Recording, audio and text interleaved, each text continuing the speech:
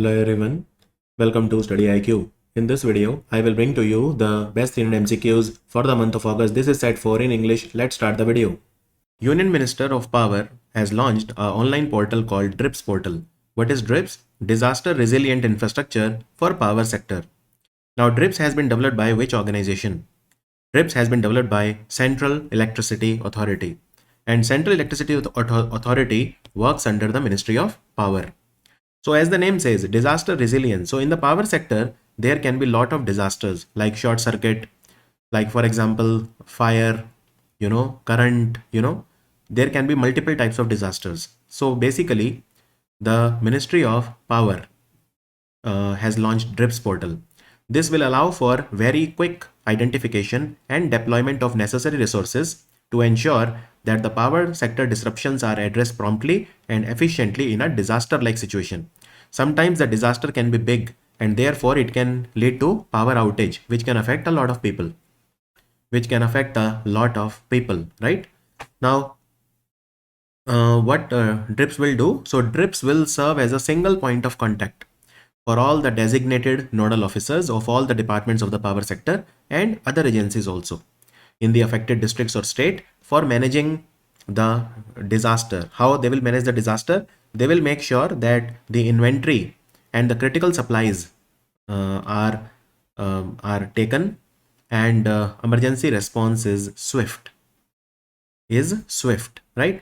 Now you must have heard about a network called India Disaster Resource Network. India Disaster Resource Network is Ministry of Home Affairs. So similarly, this will help the power sector.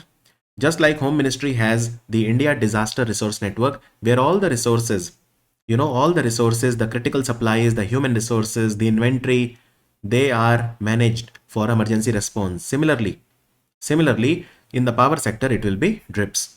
And I told you earlier that the Ministry of Power, they have launched 3 portals. So they have recently launched a portal called Jal Vidyut DPR. The Jal Vidyut means hydroelectric power. So this portal will be helpful in the survey and investigation of the hydropower projects. And another portal called Prompt portal that will help in the same work but for the thermal power plants. Prompt portal will help in determining the progress, monitoring the progress and investigating the thermal power plants. Which of the following ministry has launched a portal which is called BOCW-MIS or Building and Other Construction Workers Management Information System, where the construction workers can register themselves to avail the benefits of various schemes. An excellent question. This has been launched by the Ministry of Labor and Employment. It has been launched by the Ministry of Labor and Employment. So they have launched a portal where the construction workers, they can register themselves. So this portal is only for the construction workers. They can register themselves on this portal and they can get to know about various schemes that benefit them. Because a lot of construction workers are not aware of the government schemes that can benefit them. So this is like a centralized data management system. And Ministry of Labor and Employment, they are running a scheme also called Pradhan Mantri Shram Yogi Man Dhan Yojana. It's a pension scheme and it was launched in 2019 by the Ministry of Labor. It gives a pension of, assured pension of 3,000 rupees to those construction workers or those workers of the unorganized sector who turn 60 years old. And why this scheme was in news? Because now it has crossed 50 lakh beneficiaries of Pradhan Mantri Shram Yogi Man Dhan Yojana, and maximum beneficiaries are from Haryana. Out of 50 lakh, 8.25 lakh are from Haryana, 6.8 lakh are from UP.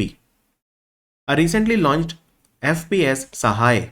It's an on-demand, invoice-based financing application designed to offer completely paperless, presence-less, which means you don't have to visit, completely digital, collateral-free, cash flow-based financing to the fair price shop dealers. It is developed by which organization? Fair price shops, you know already what do the fair price shops do. So FPS Sahay is a portal which has been launched by the Ministry of Consumer Affairs. It is a portal which is launched by the Ministry of Consumer Affairs, right? And who has developed this portal for Ministry of Consumer Affairs? SIDBI. So this portal is developed by Small Industries Development Bank of India. So you know what are fair price shops, right? Now fair price shops, if they need loan, then if they have invoice, if they have invoices on, invoices, which means they have receivables. So they can take loans against those invoices or against those receivable, and it will be completely paperless and collateral free. So the answer is SIDBI. They are asking who has designed and developed this portal. So the answer is SIDBI, but it has been launched by which ministry? The answer is Ministry of Consumer Affairs. Now another important point, the Ministry of Consumer Affairs, they have partnered with a company called Udaan. It is a B2B e-commerce company. And what they are doing is they are converting 60 fair price shops in 4 states of India to Jan Poshan Kendra, so that the fair price shops, they have more things to sell. They will be converted to Jan Poshan Kendra, and that was also announced very, very recently. And so it will allow them to purchase food grains and FMCG products. They can have a broader and more diverse assortment of food products, and they can sell. So which are these 4 states? So it is in Gujarat in Ahmedabad, Rajasthan in Jaipur, Telangana in Hyderabad, and Ghaziabad, which is in UP. Also, the Ministry of Consumer Affairs, they have launched a few more things. So they have launched a mobile app called Mera Ration app. Now this is launched with more value added features for the beneficiaries across the country. So this is the version 2. The department officials of both the center and the state on their part will have access to vital information related to the ration cards and PDS. What is PDS? So it is through the PDS that you get National Food Security Act. The food is distributed, right? Even under the Pradhan Mantri Garib Kalyan Ann Yojana and Mera Ration app. So this ministry is called Ministry of Consumer Affairs, Food and Public Distribution. Now they have, the same ministry has also launched Quality Management System in partnership with Food Corporation of India. So Quality Management System is a digital app for integration of quality control laboratories, and as the name says, quality management system, and that's all you need to know. Which institute has collaborated with DRDO, and it has developed a new technique to capture the images of minute movements of the explosions in the precise detail. Now sometimes what happens, there are bomb blasts, right? And the photographs of bomb blasts, they can reveal a lot of things.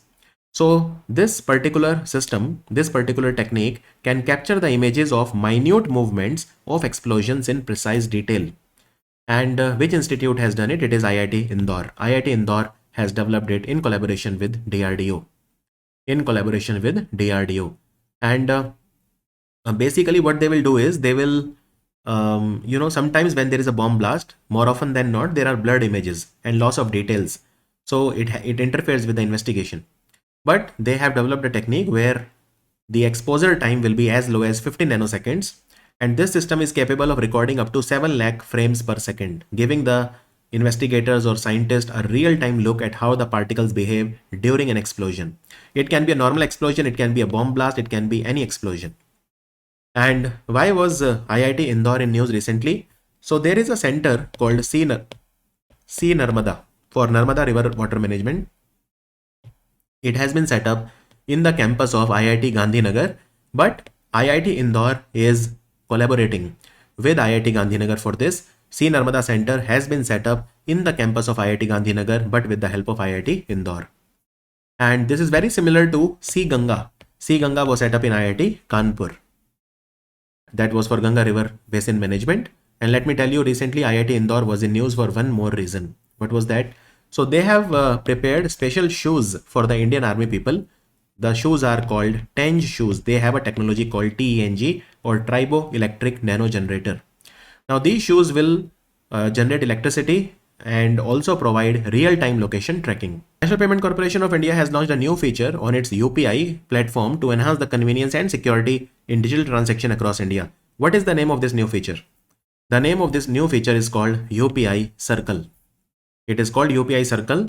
So what is UPI Circle? Well, you can create your circle. So this is you, right? So you are the primary user. You are using UPI in your phone. But now what you can do is you can add secondary user. So you can add maximum 5 secondary users. You can add your close people like your mother, your father, your sister, your brother, even your wife.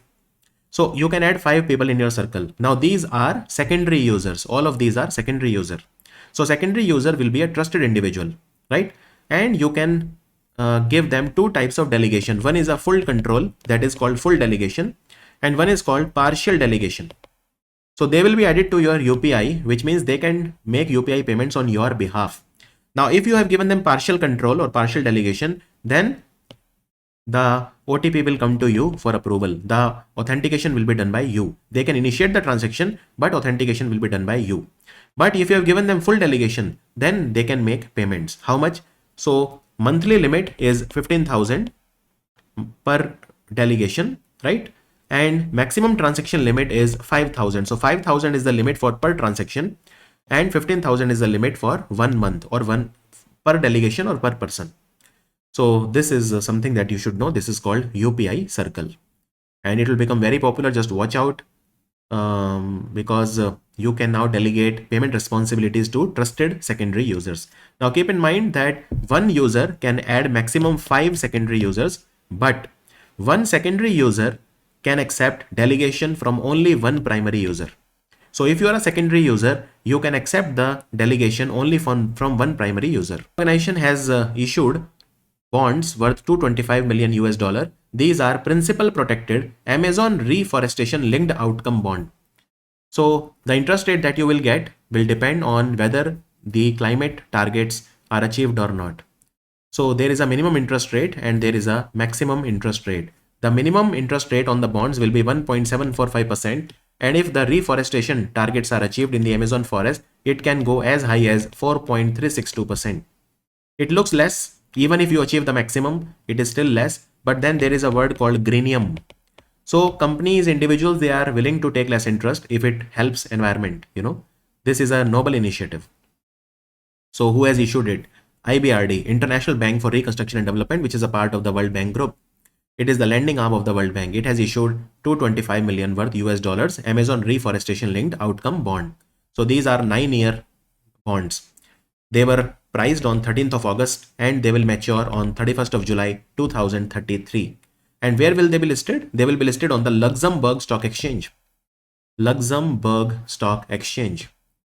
Polaris Dawn mission is set to make history as the first private spacewalk. What is a spacewalk? So this is called extravehicular activity. Extravehicular activity. So when you go to the space, you come out of your spacecraft and you do a walk in the sky. That is called spacewalk. So Polaris Dawn mission was launched by which company? It was launched by SpaceX. And this is very important. It was launched by SpaceX, and it was launched when? It was launched on 26th of August 2024. It's a 5-day mission, and they will go 435 miles away from Earth or above the Earth, and then they will do a spacewalk. They will do a spacewalk, right? So this mission was done using the Falcon 9 rocket of SpaceX. Falcon 9 rocket of the SpaceX. Also, Elon Musk, what is he doing? He is shifting the headquarter of SpaceX. So SpaceX headquarter earlier was in California, but he is moving it now to Texas.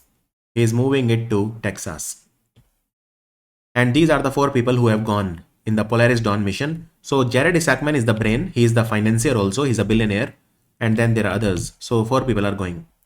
Which state has launched Mukhyamantri Bal Paushtik Ahar Yojana to provide nutritious foods to the school children? This is a scheme which has been launched recently by the government of Himachal Pradesh. So it will help. It will be only for the government school children. If the children are studying in government school, then they will be given, students from class nursery to class 8th. They will be given either boiled eggs or fruits once a week. Boiled eggs or fruits once a week. So this is to provide nutritious foods to the school children. The fresh fruits will be sourced from the local market based on the preference of the children, and the scheme will complement the existing midday meal scheme. So it will cover more than 15,000 government schools in Himachal, and more than 5 lakh students will benefit from this scheme. So this has been announced by the Himachal government. Who among the following has been appointed as India's permanent representative to United Nations? Extremely important question. Ruchira Kamboj has been replaced now, and she has been replaced by the very able Mr. Harish Parvat Naini. Currently, he was serving as India's ambassador to Germany, and now he has been appointed as the permanent representative of India to the United Nations. He replaces Ruchira Kamboj. Ruchira Kamboj. As per the recent information by International Cricket Council, the ICC Women's T20 World Cup 2024, this is the 9th edition, it will be held in which country? So it will take place in United Arab Emirates. Actually, it was supposed to take place in Bangladesh, but they have shifted it from Bangladesh to UAE. It will take place in two cities of UAE, one is Dubai and one is Sharjah. Dubai and Sharjah. So ICC Women's T20 World Cup, this is the 9th edition and it has been moved from Bangladesh to the UAE. Now out of 9 times, 6 times it has been won by Australia. 6 times. One time it was won by England and one time by West Indies and 6 times by Australia. And out of the last 7 times, 6 times it has been won by Australia. So Australia is the absolute, winner when it comes to World Cups, even in the women's section. Zomato has purchased or acquired which company? So they have acquired a company, Paytm's entertainment and ticketing business. On Paytm, there was a company called Paytm Insider. Using Paytm Insider, you could book movie tickets or concert events and all that. And the first event which Zomato organized was the Dua Lipa event. Dua Lipa is an American singer and she is coming for a concert to Mumbai. This was the first event that Zomato hosted. So they have purchased the Paytm Insider, that is the Paytm's entertainment and ticketing business. For what amount? The amount is 2048 crore rupees. Zomato is a company that is headquartered in Gurugram. The CEO is Mr. Dipender Goyal. So they have purchased Paytm Insider from 197 Communication. 197 Communication is the parent company of Paytm. And Zomato, they will name this company what? District, right?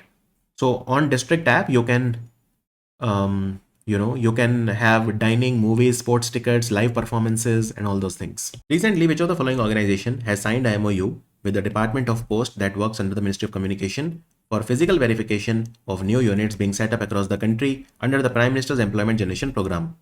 Prime Minister's Employment Generation Program is a scheme that was started by the Ministry of MSME and KVIC is the nodal ministry for the same. So the answer is KVIC. Now what happens in Prime Minister's Employment Generation Program is you set up an industry, you set up a manufacturing or a service sector industry and government will give you subsidy, right? And now who will verify whether you are actually setting up a manufacturing industry or service industry or not? It is the Department of Post. Department of Post, because we have 1,65,000 post offices in India and a lot of them, almost you can say 1,40,000. So they are 85 to 90% are in the rural areas. So if you are setting up a unit in the rural area, who will verify? It is Department of Post, which works under the Ministry of Communication. Now, Prime Minister's Employment Generation Program, it was launched in 2008 by the Ministry of MSME. So what happens in this? Well, you have to be more than 18 years of age. You have to be above 18 years of age. The implementing agency is the KVIC and you can set up an industry. Now, what is the maximum limit? If you want the subsidy by the government, the maximum limit is 50 lakh for a manufacturing sector industry and 20 lakh if it is a service sector industry.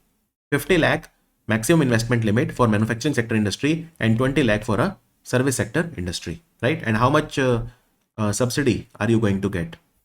Well, that again is a very important question. How much subsidy? So that I'll tell you. So urban, rural, that depends, subsidy depends on urban, rural. It also depends on whether you are a general category person or you are SC, ST, OBC, minority, third gender, physically handicapped, etc., etc. Now look, if you are a general category person in the urban area, you will get 15% subsidy. If you are a general category person in the rural area, you will get 25% subsidy. If you are a SC, ST, OBC, minority, women, ex-servicemen, physically handicapped, etc., etc. If you are in the urban area, you will get 25% subsidy. If you are in a rural area, you will get 35% subsidy. Subsidy on what? Subsidy on the project cost. And this cost cannot be more than 50 lakh for the manufacturing sector and 20 lakh for the service sector. Which of the following institute and Pennsylvania State University in America, they have developed a new genome editing tool, which is called ISDRA2-TNPB, which is significantly smaller than the traditional CRISPR associated proteins like Cas9 and Cas12, making it more suitable for use in the plant cells. Look, there is a concept of defective genes. For example, if your gene is defective, you must have heard that there are a lot of diseases which are because of the defective genes. So let's say this is the defect in your gene. Can you edit it just like you edit your document? Yes, you can. So this is called CRISPR technique, gene editing technique, genome editing tool, CRISPR, which uses two enzymes, Cas9 and Cas12. Now, what scientists from there is an Indian institute called National Rice Research Institute, which is in Cuttack in Odisha. It works under ICAR. So the scientists from ICAR, National Rice Research Institute in Cuttack in Odisha, and Pennsylvania State University, which is in America, they have developed a new genome editing tool called ISDRA 2TNPB, and it has been obtained from which bacteria? That is a good question. So you can see DRA. So the name of the bacteria is Deinococcus. This is a tool which is obtained from a bacteria called Deinococcus radiodurans. Radiodurans. That is where you get this word DRA. And it is significantly smaller than CRISPR associated proteins like Cas9 and Cas12, and therefore it is suitable for use in the plant cells. Right? One more recently, research has been done. So there is an institute in India which works under CSIR. It is called Institute of Genomics and Integrative Biology. It is located in New Delhi, and they have developed a new genome editing system which is better than CRISPR. And what are they calling it? So in CRISPR we use Cas9, but they have made a new enzyme which is called FN-Cas9. So what is FN here? FN is again a bacteria called Francisella novicida. Francisella novicida. Which country and Indian Defense Ministry, they have entered into an agreement to provide each other with reciprocal priority support for goods and services that promote national defense. So we have signed this deal with United States of America. A very important question. It is a bilateral treaty, non-binding, so it is not legally binding. And what is the name of this agreement? It is called Security of Supplies Agreement. It is called Security of Supplies Agreement. You can call it SOSA.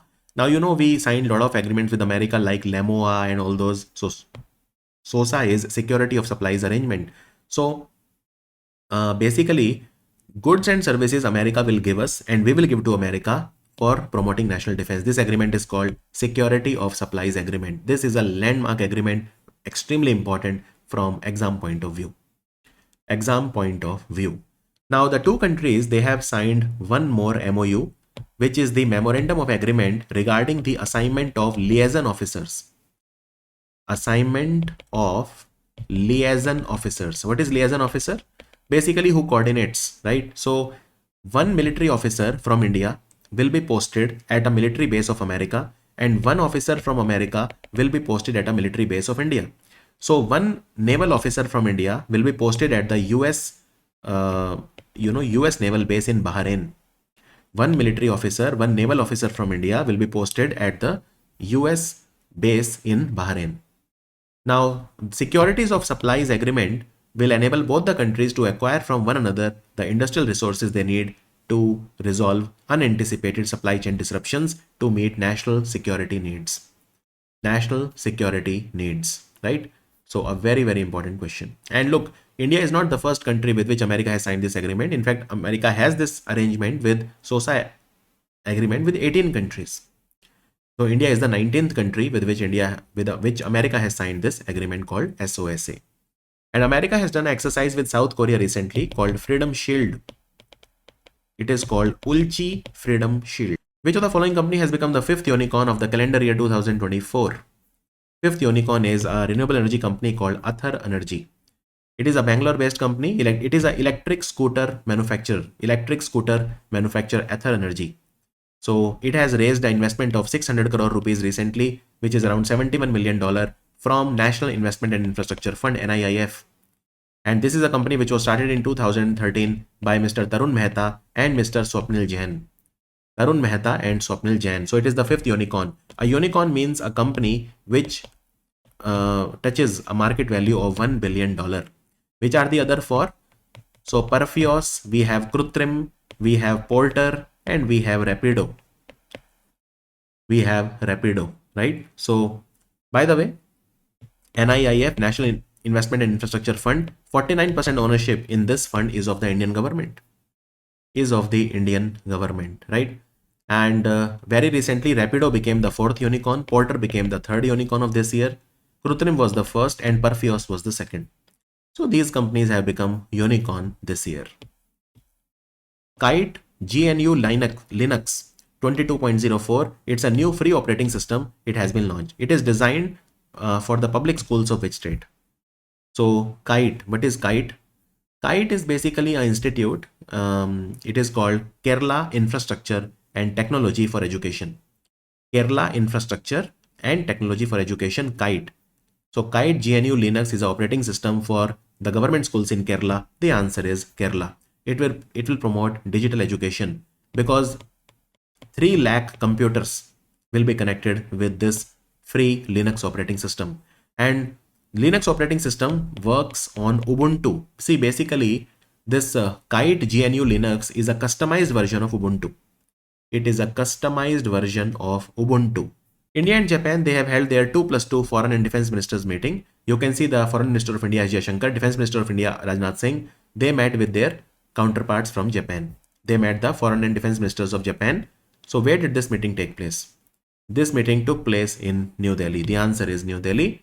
And they talked about free, open and rules-based Indo-Pacific. So basically both Japan and India, they are concerned by the China's growing military presence in the Indo-Pacific and the Indo-Pacific, right? And both the countries are a part of Quad. They both reviewed their national security strategy. They both of these countries do multiple military exercise like Veer Guardian, which is done by the Air Force, Dharma Guardian, which is done by the Army, and Jimex, which is done by the Navy. They also do Shinyu Maitri. Now Shinyu Maitri is also done by the Air Force.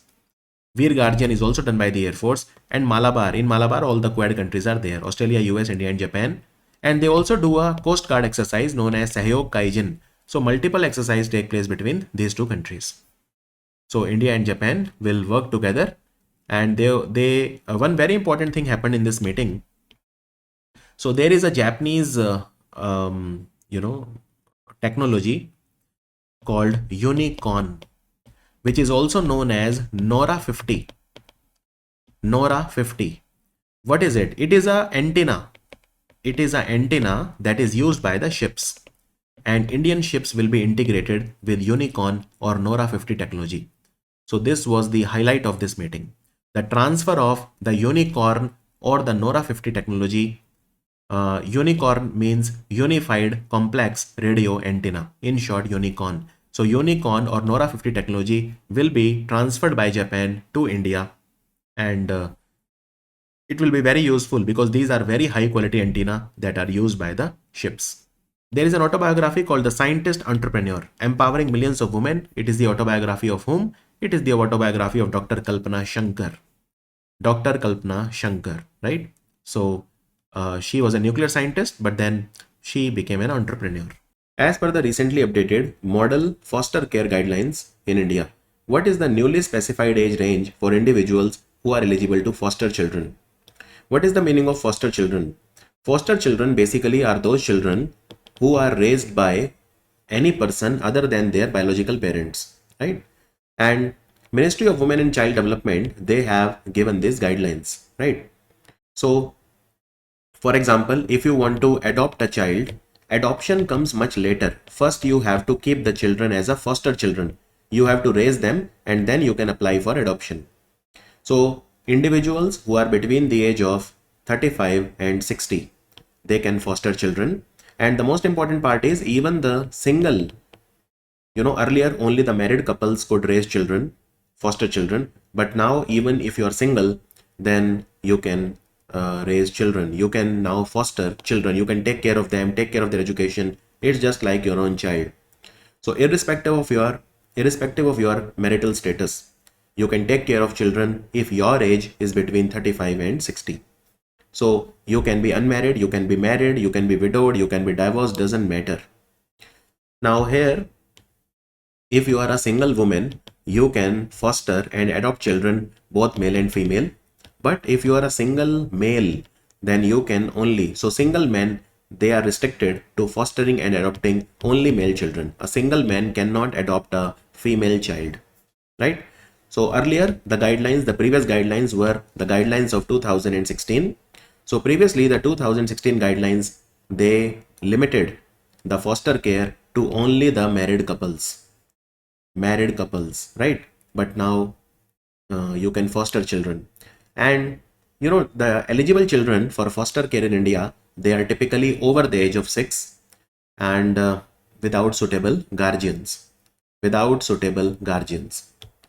Now, for married couples, a stable marital relationship of at least 2 years is now required before they can foster a child.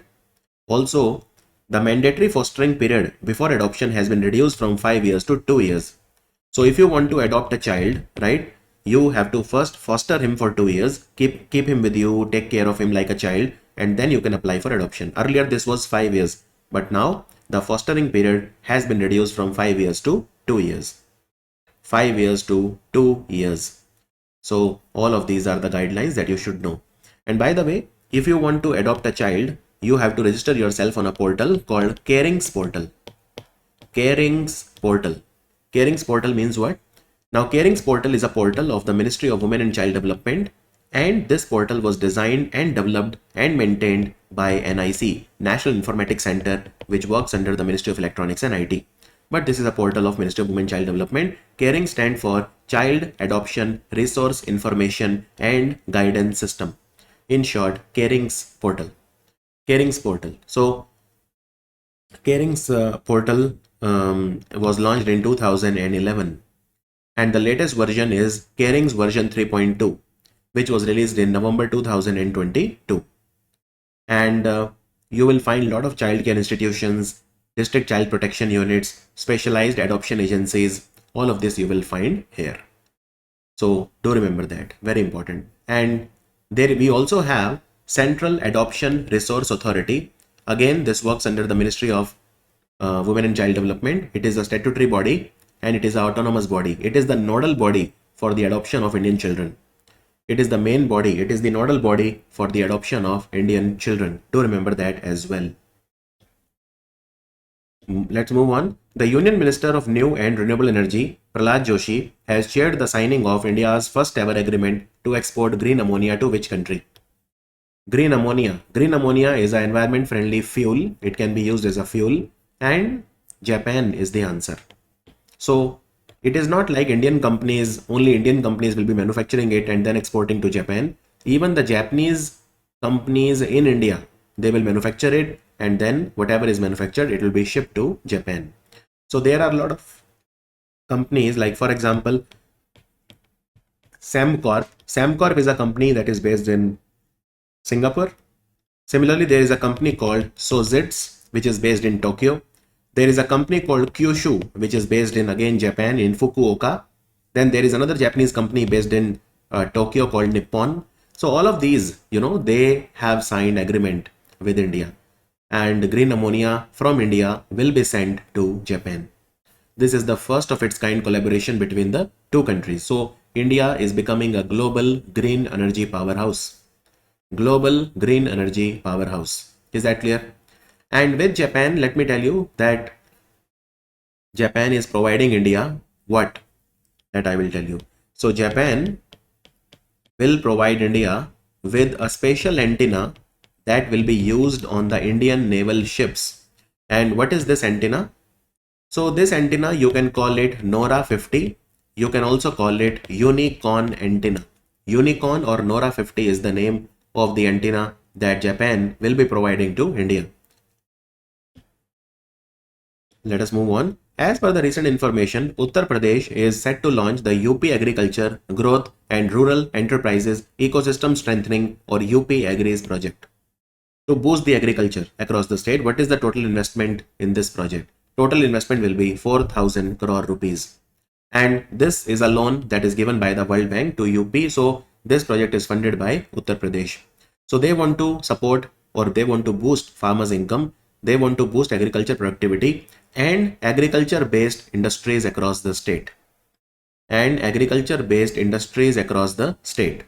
So the project will be rolled out in 7 districts of Bundelkhand and 21 districts of Eastern UP. I repeat, 7 districts of Bundelkhand and 21 districts of Eastern UP.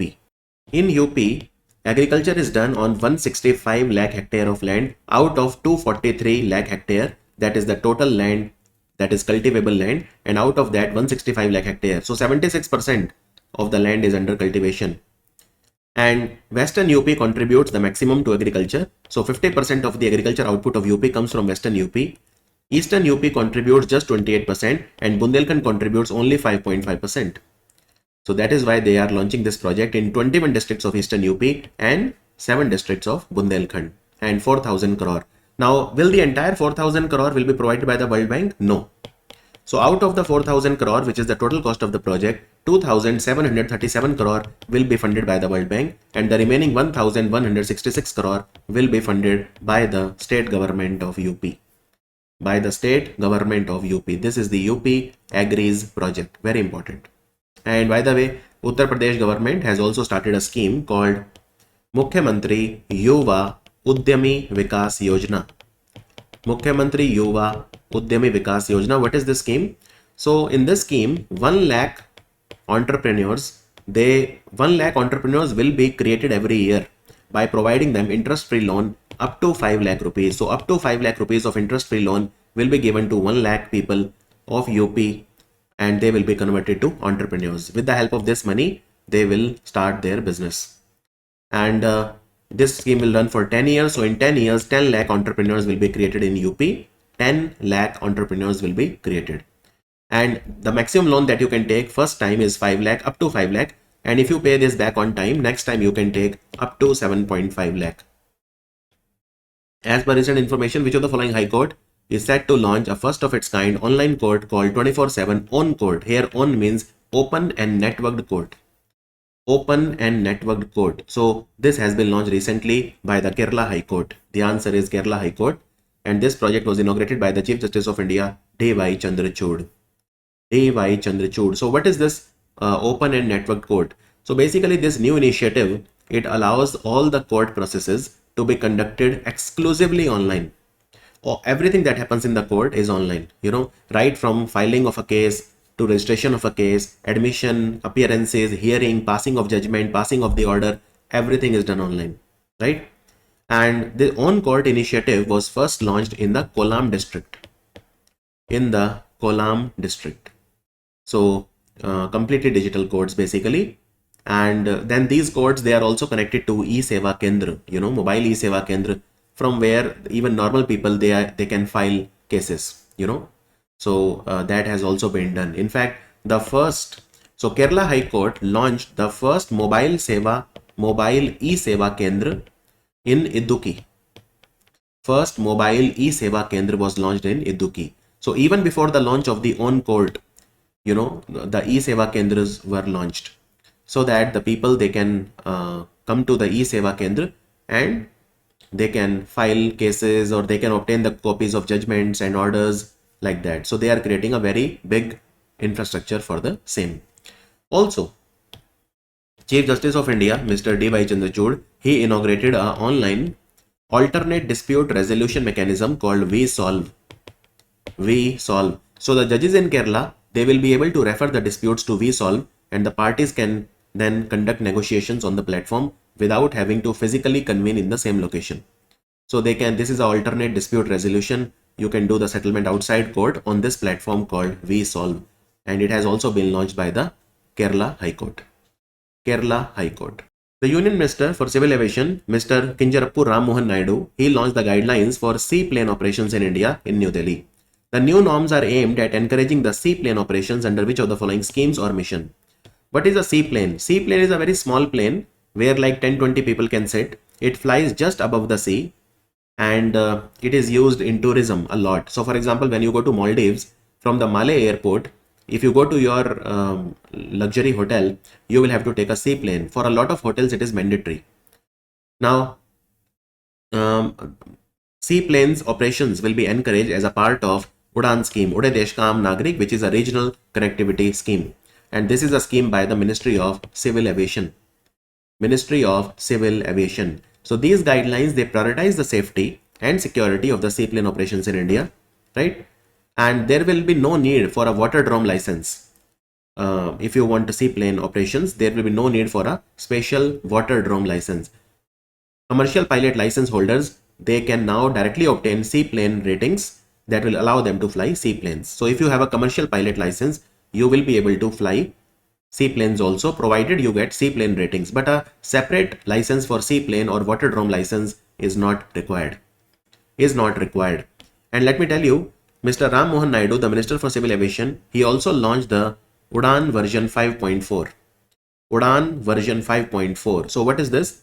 Under Udan 5.4, fresh bids will be invited for the routes that were cancelled for some reason or another to provide connectivity on unserved routes. Unserved route means what? Where no flight goes. So for example, if you want to take a flight from, let's say, Delhi to Palakkad in Kerala. Now Palakkad does not have an airport. So that is an unserved route. I'm just giving you one example, right? So there were a lot of routes where the connectivity was not provided, and the routes government wanted routes, air routes, but they were cancelled for some reason or the another. So those cities will be connected under Udan 5.4. And the minister also announced that the demonstration flights of the seaplane by manufacturer De Havilland will also be held shortly. So seaplane services in India will be done by a Canadian company called De Havilland. And India has seaplane operations already in Andaman Nicobar as well as Gujarat. They had in the past, but they couldn't sustain for long. Now the government of India also plans to set up water aerodromes at 18 places in different states or union territories like Andaman Nicobar, Lakshadweep, Goa, Assam, Andhra, Himachal. 18 water aerodromes will be set up at 18 places in India. 18 places in India. So Udan, we had Udan 1, Udan 2, Udan 3, Udan 4, Udan 5. Now Udan 5, we then have Udan 5.1 and Udan 5.2. Udan 5.1 was for helicopters. Udan 5.2 was for small aircrafts, which are less than 20-seater aircrafts, And now we have Udan 5.4. So do remember that, right? In fact, we have Bharatiya Vayuyan Vidhayak. Bharatiya Vayuyan Vidhayak 2024. This has become an act now. This was a bill. It was introduced in the Lok Sabha and it will replace the Aircraft Act of 1934. Aircraft Act of 1934 has been replaced by Bharatiya Vayuyan Vidhayak 2024. Which country has collaborated with the Government of India for establishment of Smart Laboratory on Clean Rivers in Varanasi in UP? Smart Laboratory on Clean Rivers. So which country? The answer is Denmark. Denmark is the only country with which India has a strategic green partnership. Strategic green partnership. So Government of India, BHU, and Government of Denmark, and from Government of India, it was the Ministry of Jal Shakti which went ahead with this Smart Laboratory on Clean Rivers. So under the Ministry of Jal Shakti, we have a department called Department of Water Resources, River Development and Ganga Rejuvenation. So this Smart Laboratory on Clean Rivers will help the expertise. It will take the expertise from Denmark to rejuvenate the river Varuna. So there is a river called Varuna that will be rejuvenated using sustainable practices. We will also have a real-time laboratory, on the Varuna River, and that will monitor the water quality of the Varuna River in real time. Understood? And in fact, Smart Laboratory on Clean River is getting a funding of 5 crore from Denmark. This is a grant that Denmark is giving to India, and Ministry of Jal Shakti is giving a funding of 16.8 crore. 16.8 crore. Understood? So the first project will come on the Varuna River. And don't forget, Sea Narmada. Sea Narmada is a center for Narmada River Basin Management. Sea Narmada has been set up in the campus of IIT Gandhinagar in partnership with IIT Indore, but it has been set up in the campus of IIT Gandhinagar. We also have Sea Ganga Center, which is in IIT Kanpur. And what can you tell me about the Varuna River? By the way, Varuna is also the name of a exercise between India and France. Now, Varuna River is a tributary of the Ganga River, which flows in UP. The river originates at Fulpur in Prayagraj, and then it merges into the Ganga River near Varanasi. Recently, Kanu is a South Indian Adivasi Knowledge Center. It has been launched in which state of India? Kanu has been launched recently in Karnataka. It has been launched where in Karnataka? It has been set up in the BR Hills, which are located in Chamrajnagar district in Karnataka, and this was inaugurated on 25th of August 2024.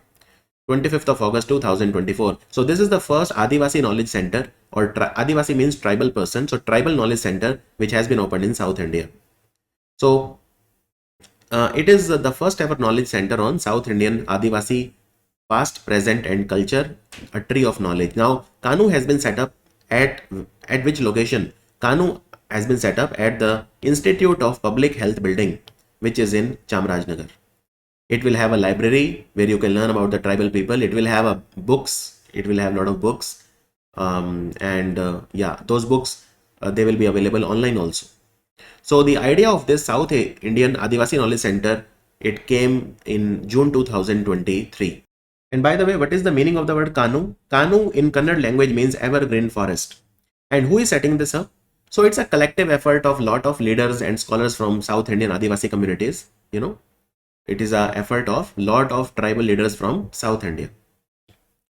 Who among the following has been approved to be the Secretary General of Indian Ocean Rim Association from 1st January 2025?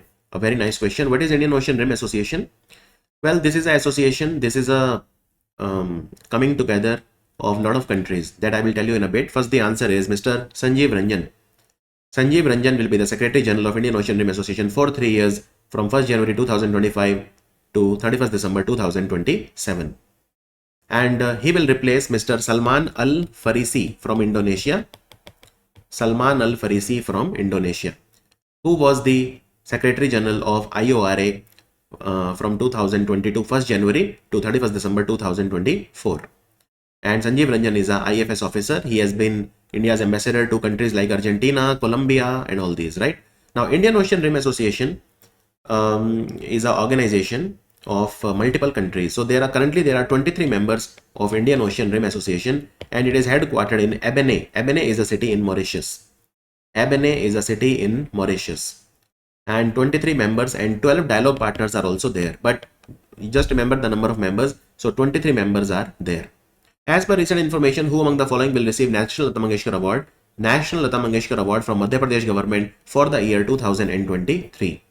So for the year 2022, it will be given to Uttam Singh. But for 2023, it will be given to K.S. Chitra, who is a renowned singer. And he is Uttam Singh. Again, Uttam Singh is a musician, singer, playback singer. So Uttam Singh is a musician and K.S. Chitra is a renowned playback singer. So they will get this award.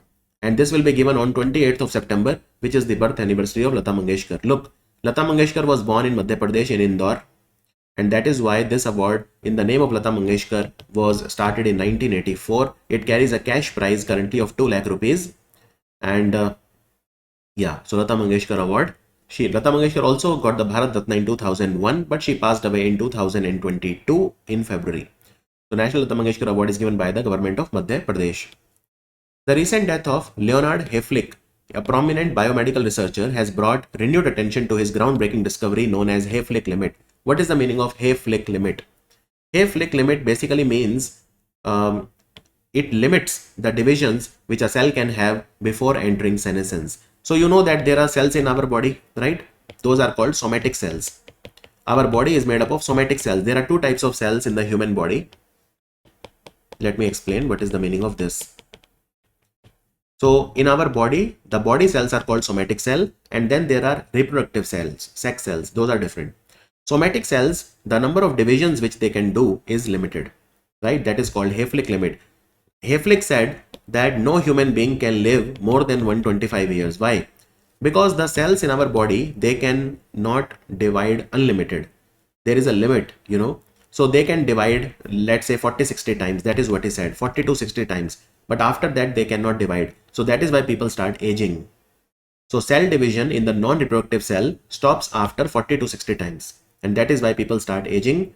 And he also said that there is an ultimate Hayflick limit, which is 125 years, and beyond which no amount of diet, exercise, or even genetic tweaking against diseases can extend the human lifespan. Human lifespan cannot be more than 125 years, according to Hayflick. This is the limit. And Hayflick was born in America. He was a professor of medical microbiology. Who among the following has received the gold medal in the men's javelin throw? This event happened Lausanne Diamond League in Switzerland. Lausanne Diamond League, it was Anderson Peters. He is from Grenada. He was also the winner of the bronze medal in the Olympics. Arshad Nadeem was the gold medal winner and Neeraj Chopra was the silver medal winner. But now Anderson Peter from Grenada, he finished number one, and so he finished number one, and he's a two times world champion. He is a two times world champion. What about Neeraj Chopra? Neeraj Chopra finished second. Neeraj Chopra finished second, right? And Julian Weber of Germany, he finished third. So Neeraj Chopra threw 89.49 meter to finish second in the Lausanne Diamond League. Kakrapar Atomic Power Station in Gujarat has reached full operational capacity. So you need to tell me, they have recently launched their second nuclear reactor, CAPS 4. So how much capacity is of CAPS 4? So it is 700 megawatt. 700 megawatt CAPS 4, and now it is fully operational, has achieved full operational capacity, right? So this Kakrapar Atomic Power Station is indigenous and it is constructed by Nuclear Power Corporation of India Limited. Nuclear Power Corporation of India Limited, Kakrapar. Kakrapar, it is located in Gujarat, right? And Nuclear Power Corporation of India is a company that works under the Department of Atomic Energy, and it is based in Mumbai in Maharashtra. And Kakrapar Atomic Power Plant is located in Gujarat. Recently, Union Cabinet, chaired by Pradhan Mantri Narendra Modi ji, has approved Unified Pension Scheme. Now, this scheme guarantees an assured minimum pension of how much amount per month on the superannuation after a minimum of 10 years of service. So, let us take a look at Unified Pension Scheme, but before that, you have to take some idea of OPS and NPS. So, OPS is the old pension scheme where a person used to get 50% of his last drawn salary as a pension, and there was no contribution from the person, so it was not sustainable for the Indian government, right? Whatever was his salary, last drawn salary, 50% of that he used to get as a pension. Then we had NPS that started from 1st of January 2004. And again, all these pension schemes are managed by PFRDA. So in NPS, person used to contribute 10% of his monthly salary and 14% was matched by the government of India. And this became a corpus. 60% of the corpus person could withdraw on retirement as a lump sum, and the 40% he could invest in any fund of his choice like SBI mutual fund. There were a lot of funds given by the government. So the returns were market linked. So that was NPS. Now we have UPS, Unified Pension Scheme, and there are these provisions. So first is the assured pension. Now here again it is 50%, but it is not 50% of the last drawn salary, but it is the 50% of the average salary of the last 12 months, right? Average salary of the last 12 months, 50% you get, 50% of the average basic pay drawn over the last 12 months before retirement you will get as a pension. And this 50% you will get if you have served for minimum 25 years. Minimum 25 years. Now let's say if you have served for 20 years, then what? Well, then you will be getting in the same proportion. So 50% you get for 25 years, do the unitary method, you will get to know. And minimum you have to serve for 10 years to be eligible for pension. And if you have served for at least 10 years of government service, you will get at least 10,000 per month. So the answer of this question is 10,000 per month. This is the assured pension. This is the assured pension. Now let's say you die, then what? Then your family will get 60% of the pension amount. 60% of the pension amount you will get. If you die, then your family will get 60% of the pension. Also, there is inflation indexation on assured pension, on assured family pension and assured minimum pension. Inflation, so you will get benefit of dearness relief you will get, and dearness relief will be calculated using All India Consumer Price Index for industrial workers, that is AICPI IW, for which the base year is 2016. So there are different types of CPI, CPI rural for example, but here dearness allowance, after pension you call it dearness relief, it means the same. So that will be calculated using CPI IW, CPI IW, and 10% you will contribute just like NPS, but government share will not be 14%. They have increased it to 18.5%. 18.5%. So all these things you should know about the Unified Pension Scheme. Department of Post, which was in news recently because Department of Post works under the Ministry of Communication. and there are 1,65,000 post offices in India. So they will do the physical verification of the enterprises opened under the Prime Minister's Employment Guarantee Scheme. So that is why Department of Post was in news. Now, Department of Post, they have launched a philately scholarship scheme called Deen Dayal Sparsh Yojana. Sparsh means scholarship for promotion of aptitude and research in stamps as a hobby. So Deen Dayal Sparsh Yojana. Philately is basically collecting the postage stamps. I also do it sometimes. I collect coins also, that is called numismatics. So how many scholarships will be awarded to students at all India level under this scheme? How many scholarships will be awarded? So remember, total number of scholarships that will be awarded will be 920. 920 scholarships will be awarded. So this scholarship will be provided at all India level and at each postal circle level. So each postal circle will provide maximum 40 scholarships to 10 students of class 6, class 7, class 8, 9, 10 students each, total 40, because class 6 10 student, class 7 10 student, like that. So 40, that will be by the postal circle. And at the national level, 920 scholarships will be provided at the all India level who are pursuing philately as a hobby. So what will happen in this scholarship? Well, they will get 500 rupees per month or 6,000 rupees per annum. And this money will be payable on quarterly basis. So they will get 1,500 rupees per quarter or 6,000 rupees per year. And to be eligible for the scholarship, the student should be from a recognized school in India, and he should have a philately club, and the candidate should be a member of the club. The school should have a philately club and the candidate should be a member of the club. Now, if the school does not have a philately club, then the name of the student who has his own philately deposit account can also be considered. So philately account you can open in post offices with just an amount of 200 rupees. And this is the condition.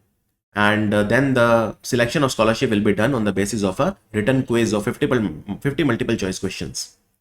50 multiple choice questions. So it's a great scholarship, or you can win 6,000 rupees per year, and it will be given to 920 students at the national level and 40 at the postal circle level.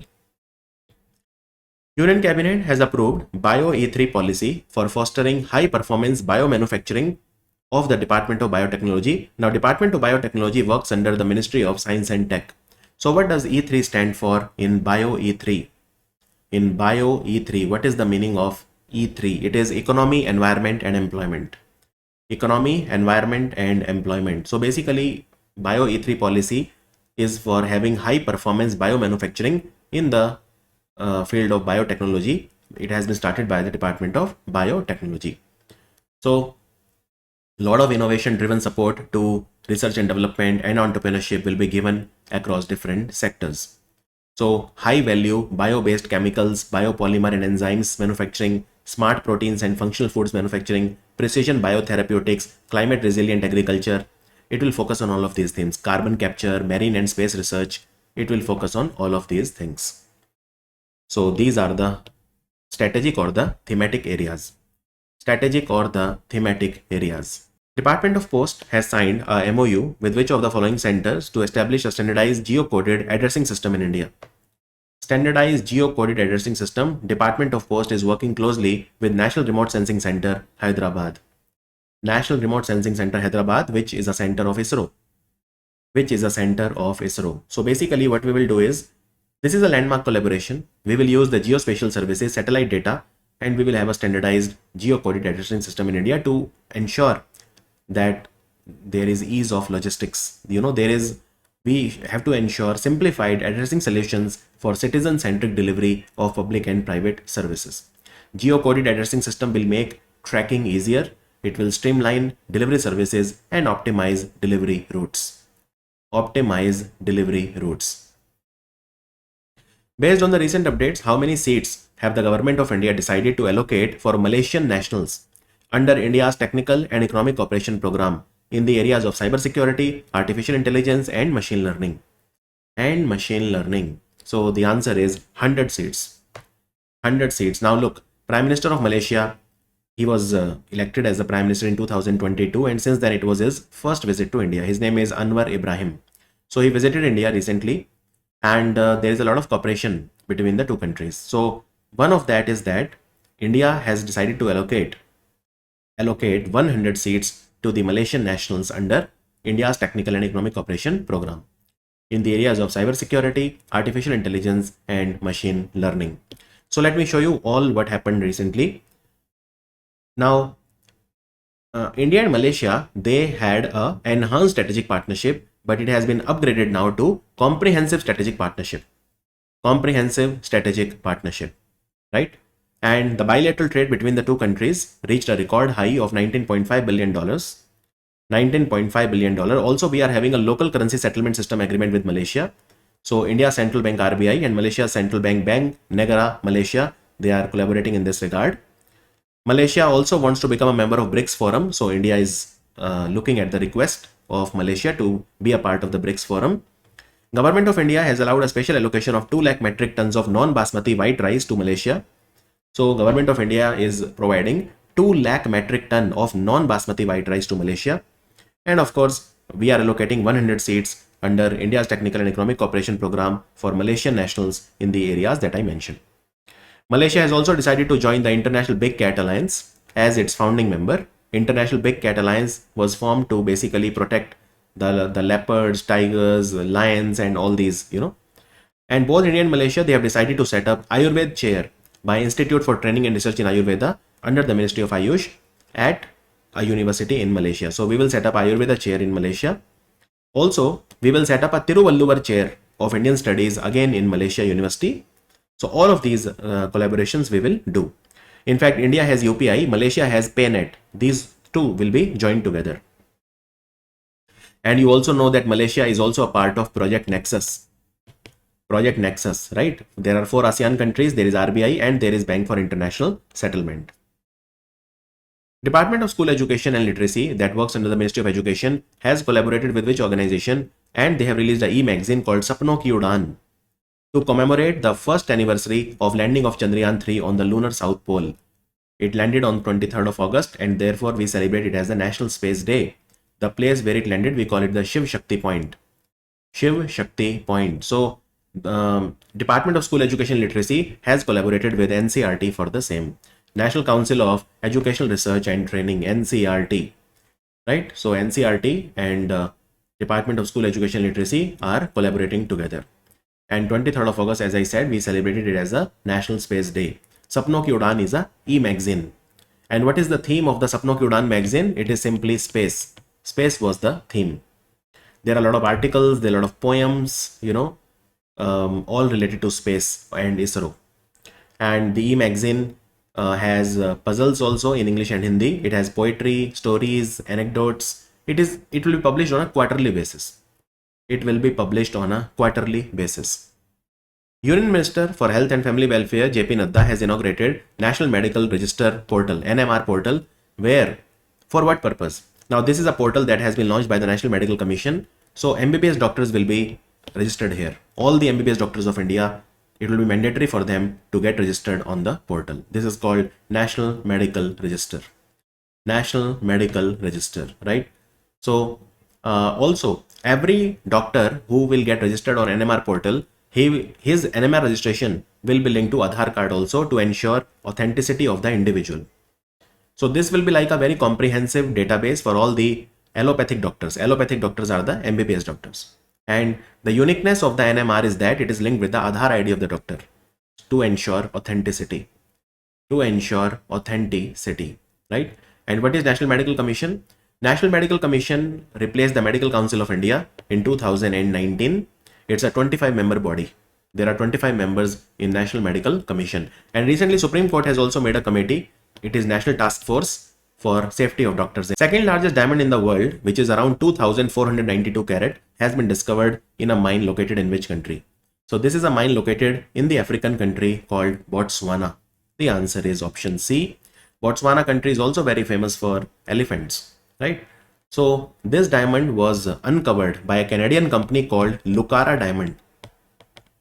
Lucara Diamond. So company was able to discover the diamond mine using the X-ray transmission technology. This diamond mine is called Karowe diamond mine, from where this diamond was unearthed, and the company is called Lucara Diamond. Now, this is the second largest diamond in the world. Which is the largest? Largest is the diamond called Cullinan diamond, which is 3,106 carat. It was discovered from South Africa around 120 years ago. And Botswana is one of the largest producers of diamond in the world. Largest producers of diamond in the world. Which of the following company and a company from America called Petron, they have signed a MOU to jointly explore setting up 500 kilotons per annum bioethylene plant in India. Bioethylene plant in India, the answer is Gas Authority of India Limited, which works under the Ministry of Petroleum and Natural Gas, and it will be a 50-50 joint venture. 50-50 joint venture. Bioethylene plant. Bioethylene plant, right? And this bioethylene plant will be based on bioethanol. It's a 50-50 joint venture. GAIL company has a Maharatna status. It is a Maharatna company. Maharatna company. Odisha Chief Minister Mohan Majhi has launched a scheme called Subhadra scheme, which promises 50,000 rupees to all the women in Odisha who are aged between 21 to 60.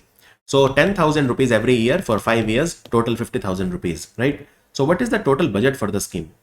So the scheme will cost 55,825 crore rupees. This is the total budget allocation. And how many women will benefit? 1 crore women are going to benefit in Odisha whose age is between 21 to 60. All of them will get 50,000 rupees, 10,000 rupees every year for 5 years. And this 10,000 also will be given in 2 tranches of 5,000 rupees each. So when they will be given 5,000 rupees each for 2 times, one will be given on International Women's Day, 8th of March, and second will be given on Rakhi Purnima. Rakhi Purnima. And all these beneficiaries will get Subhadra debit card also. So the scheme will start this year itself, that is the financial year 25, and it will run all the way till the 31st March 2029. 50,000 rupees in your bank account, right? What is the eligibility criteria? The women from economically privileged background, government employees or income tax payee, they are not eligible, right? They are not eligible. If you are from economically privileged, you are rich woman. If you are a government employee or income tax payee, then you are not eligible. Otherwise, you are eligible. Union Cabinet, chaired by Prime Minister Modi ji, has approved the continuation of the 3 umbrella schemes merged into a unified central sector scheme called Vigyan Dhara. Which department will act as the nodal department? The word Vigyan is a Hindi word which means science. So it is the Department of Science and Tech. A very simple question. Vigyan Dhara. So they were running 3 schemes and now they have merged all the 3 schemes and they have created a unified central sector scheme. Unified means merged. 3 schemes are now unified or merged into one another. Central sector means 100% funding is done by the central government. That is called a central sector scheme. So what is Vigyan Dhara and which are the 3 schemes they were running? So they were running these 3 schemes. One scheme was for science and tech, institutional and human capacity building. Second one was for research and development. And the third one was for innovation, technology development and deployment. And yes, the work will remain the same, but instead of 3 different schemes now, we have just one scheme, Vigyan Dhara. And how much money will be spent in Vigyan Dhara? So 10,579.84 crore. And this scheme will run during the 15th Finance Commission period. So that is from this scheme will end all the way on 31st March 2026. So why the schemes are merged? Because one single scheme, it is much easier to implement. So it will enhance the efficiency in fund utilization and establish synchronization among different sub-schemes or program. So main objective of the Vigyan Dhara scheme is to promote science and technology capacity building, research, innovation, technology development, basically all of these, right? And the research and development component of the scheme will be aligned with the Anusandhan National Research Foundation, Anusandhan National Research Foundation, Department of Science and Tech that works under the Ministry of Science and Tech. Look, Ministry of Science and Tech mainly has 2 departments. One is called Department of Biotechnology and Department of Science and Technology. They both constitute the Ministry of Science and Tech. So this is the Department of Science and Tech that will implement this scheme. It will be the nodal department for organizing, coordinating and promoting the activities. Now, what is Anusandhan National Research Foundation? Very good question. Anusandhan National Research Foundation. So ANRF, Anusandhan National Research Foundation, is a foundation that has been created according to the provisions of ANRF Act of 2023. So it has been very recently created. In fact, it has been created this year only as per the ANRF Act of 2023. It will replace the Science and Engineering Research Board that was created by an Act of Parliament in 2008. Now, Science and Engineering Research Board is the main body in India for for like doing the research and development work of the Ministry of Science and Tech. But now Science and Engineering Research Board, which was created in 2008, this organization has been converted to ANRF, Anusandhan National Research Foundation. National Research Foundation, Anusandhan is a Hindi word which means research. So research in Hindi is called Anusandhan. It is called Anusandhan, right? So very important question. Also you know that CSIR works under Ministry of Science and Tech. So under CSIR, there is an institute, National Botanical Research Institute, and they have created a herbal medicine for the gout. Gout is a type of arthritis in which the uric acid gets deposited in your joints, leading to immense pain. So what is that called? National Botanical Research Institute Gout Out. NBRI Gout Out is name of the herbal medicine which has been created. Ministry of Tribal Affairs has launched a nationwide information, education and communication campaign and beneficiary saturation camps for Pradhan Mantri Janjati Adivasi Nyay Mahabhiyan or PM Janman Yojana to reach out to the particularly vulnerable tribal groups, habitations and PVTG families in how many districts across India. A very, very important scheme, PM Janman scheme. And when it was launched, I taught this scheme in a lot of detail, right? So first, let me tell you what is PM Janman and then I will come to the question. By the way, the answer is 194 districts. Look, first understand what is PM Janman scheme. What are we trying to do in PM Janman scheme? So there are 75 tribes in India which are very, very impoverished. They have social development very less. They have very less economic development. They have very less political development. So all the types of development are very, very low. So these are called particularly vulnerable tribal groups. And there are 75 such tribes in India which are extremely poor from every angle: education, economic development, social development. These are called particularly vulnerable tribal groups. So PM Janman scheme was launched to benefit these 75 tribes of India, right? And when the scheme was launched, it was launched in December 2023, and it is a scheme by the Ministry of Tribal Affairs. Till here it is clear. Now, what is the objective of PM Janman scheme? As I said, we will benefit these 75 particularly vulnerable tribes, right? And what we will benefit them for? So there are 11 things we will do. I repeat, there are 11 things we will do. For example, Sabko Pakka Ghar means everyone should have a Pakka house. Pakka house is a concrete house. Har Ghar Nal Se Jal. We will make sure that every of these tribe, every member should have tapped water. Gaon Gaon Tak Sadak means every village will have a sadak. Sadak is what? Road. Har Ghar Bijli, every house electricity. Shiksha Ke Liye hostel, which means they should have hostels for education, boarding hostel. You must be knowing about Eklavya Model Residential School. So they are open for the tribal people. Kaushal Vikas, skill development. Dur Daraz Gaon Tak mobile medical unit. So mobile medical hospital should reach every far off village. Sabko Poshan, which means Sabko nutrition for all. Unnat Ajivika, which means they should have employment opportunities. And Dur Daraz Gaon Tak mobile network. So they should have good mobile connectivity, 4G, 5G, 6G, all of this. So these are the 11 things we want to do. These are the 11 critical interventions which we want to do, right? And this scheme was started with a lot of money. So government said that they have launched this scheme with the outlay of how much? With the outlay of 24,104 crore rupees. So this is the money government will spend. Out of this, central government will spend 15,336 crore and the state governments will spend around 8,768 crore. And in fact, this scheme was announced on, yes, it was launched in December, but it was announced 1 month back on 15th of November 2023 because this is the birthday of the great Indian Bhagwan Birsa Munda, the great tribal leader. And that is why PM Modi went all the way to Khunti in Jharkhand, and he launched this scheme. Till here it is clear. Okay, now we are in a position to do this question. So what have we done so far? Okay, what have we done so far? Well, what we do is, see, launching a scheme is not enough. We have to make the tribal people aware that there is a scheme called PM Janman that will do 11 important things to you. So we run the awareness campaign, and the latest campaign will reach out to 44.6 lakh PVTG individuals which are living in 10.7 lakh PVTG houses. So approximately you can say 4 members per family. And they are living in 28,700 areas where PVTG concentration is very high.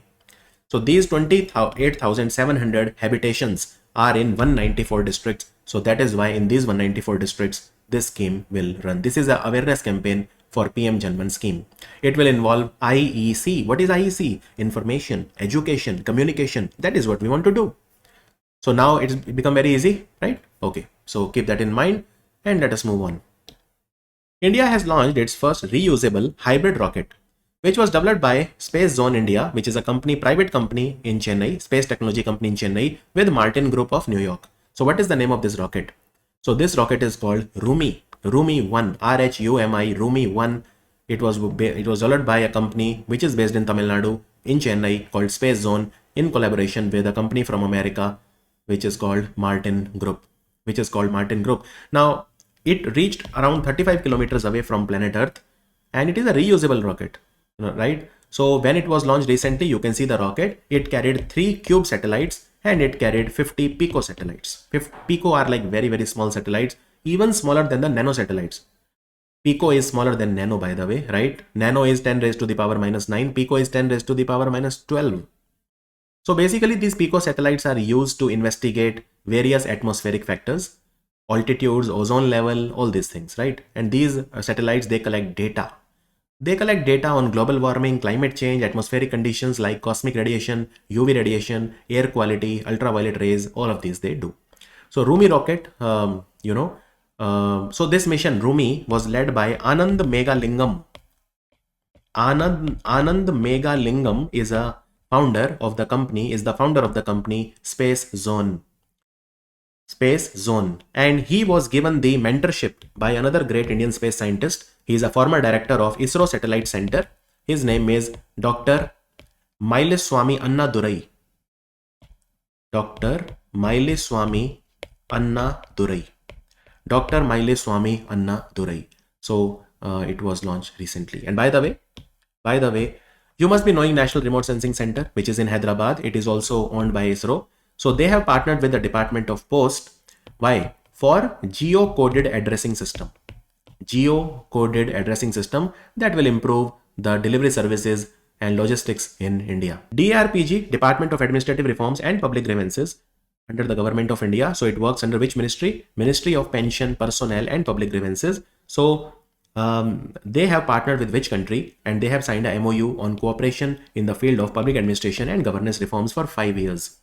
So we will cooperate with which country in administrative reforms? We will cooperate with Malaysia. Malaysia, truly Asia. Actually, Malaysia's Prime Minister Anwar Ibrahim was on a visit to India. It was his first visit since he became the Prime Minister in 2022. And of course, Malaysia, we have elevated our partnership to strategic partnership, right? And the trade between the two countries is increasing like crazy. In fact, Malaysia will host the ASEAN Summit next year. This year, ASEAN Summit took place in Laos. Both the times. ASEAN Summit takes place 2 times a year. It is biannual. But next year, both the times it will take place in Malaysia. So Malaysia will take the chairmanship of ASEAN in 2025. Right? 2025. And also we have allocated 2 lakh metric ton of non-basmati white rice to Malaysia.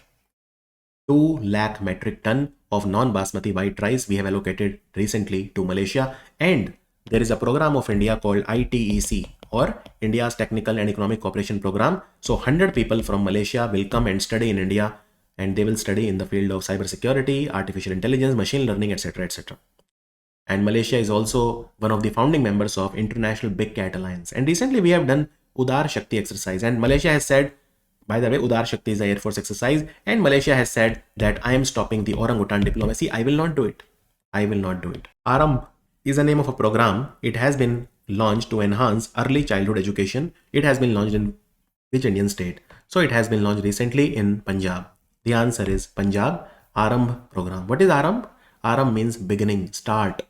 So this is about early childhood education. What is the meaning of early childhood education? See, according to the National Education Policy, you can't admit your child in the first class till he becomes the age of 6. So Government of India, Ministry of Education, they have launched two programs, okay, 2 curriculum. One is from 0 to 3 and one is from 3 to 6, okay. So if you want to educate the child from 0 to 3 years, there is a program called Nav Chetna. This is by the Ministry of Education, right? And from 3 to 6, it is called Aadhar Shila. The word Aadhar Shila means foundation stone. Nav Chetna is like new, I don't know how to translate it in Nav Chetna. So just remember Nav Chetna. Nav Chetna is for birth to 3 years, and Adhar Shila is from 3 to 6 years, right? And this has been done so that even the children of Anganwadi workers, they get these two curriculums only, because they believe that 80% of the brain of a child is developed till the age of 6 years. So we should have proper programs for them, right? So Government of India, Ministry of Child, Women and Child Development, they launched a program called Poshan Bhi, Padhai Bhi, which means nutrition also, studies also. So this is a upskilling program for the Anganwadi workers to build their capacity to provide early childhood care and education to their children. Which of the following artificial intelligence company has launched Grok 2 Grok 2 Mini? Grok is a artificial intelligence powered solution of Twitter, that is XAI. XAI is the company of Elon Musk. It is based in California, and it is capable of generating images. It is you can write a code, it will generate images. And Grok is a SOTA AI model. What is SOTA? State of the art, international level AI model. The first ever National Space Day was celebrated when? What was the theme? Theme was touching lives while touching the moon. India's space saga, 23rd of August, because on this day Chandrayaan 3 landed last year in 2023 at the Shiv Shakti point. Name of the lander was Vikram. Name of the rover was Pragyan. Ministry of Home Affairs, they have announced the creation of 5 new districts in the Union Territory of Ladakh. Identify which one is not among them. Now, in Ladakh Union Territory, there were only 2 districts. One was Leh and one was Kargil, right? But now 5 more have been created. So Zanskar is one of them, Dras is one of them, Changthang is one of them, Phyang is not one of them. Okay? And then we have Nubra, and then we have Sham. So these are the ones. Let me show you where they are. You can see Nubra right here. You must have heard about Nubra Valley. Then this is Changthang. You must have heard about the Changthang Plateau, Changthang Wildlife Sanctuary. This is Leh. This is Sham. This is Kargil. And this is Dras. And this is Zanskar. You must have heard about Zanskar Valley, right? So these are the now 7 districts of Ladakh. See, when we create smaller districts, it improves the governance, it strengthens the governance, and it ensures that the benefits reach every corner of the Union Territory. So, basically, the central government has no role to play in the alteration of districts or creation of new ones. The states are free to decide on this matter. If the state government wants to change the name of a district or a railway station, then the Home Ministry comes into the picture, right? So, these are the ones. And do remember the names of all the 5. Not very difficult to remember. Now, Ladakh, it was said by 2 institutes, Birbal Sahani Institute of Paleosciences Lucknow and Indian Institute of Science Bangalore, that Ladakh is the ideal place if we want to have a Mars and Moon analog research station. Then Ladakh is the perfect place.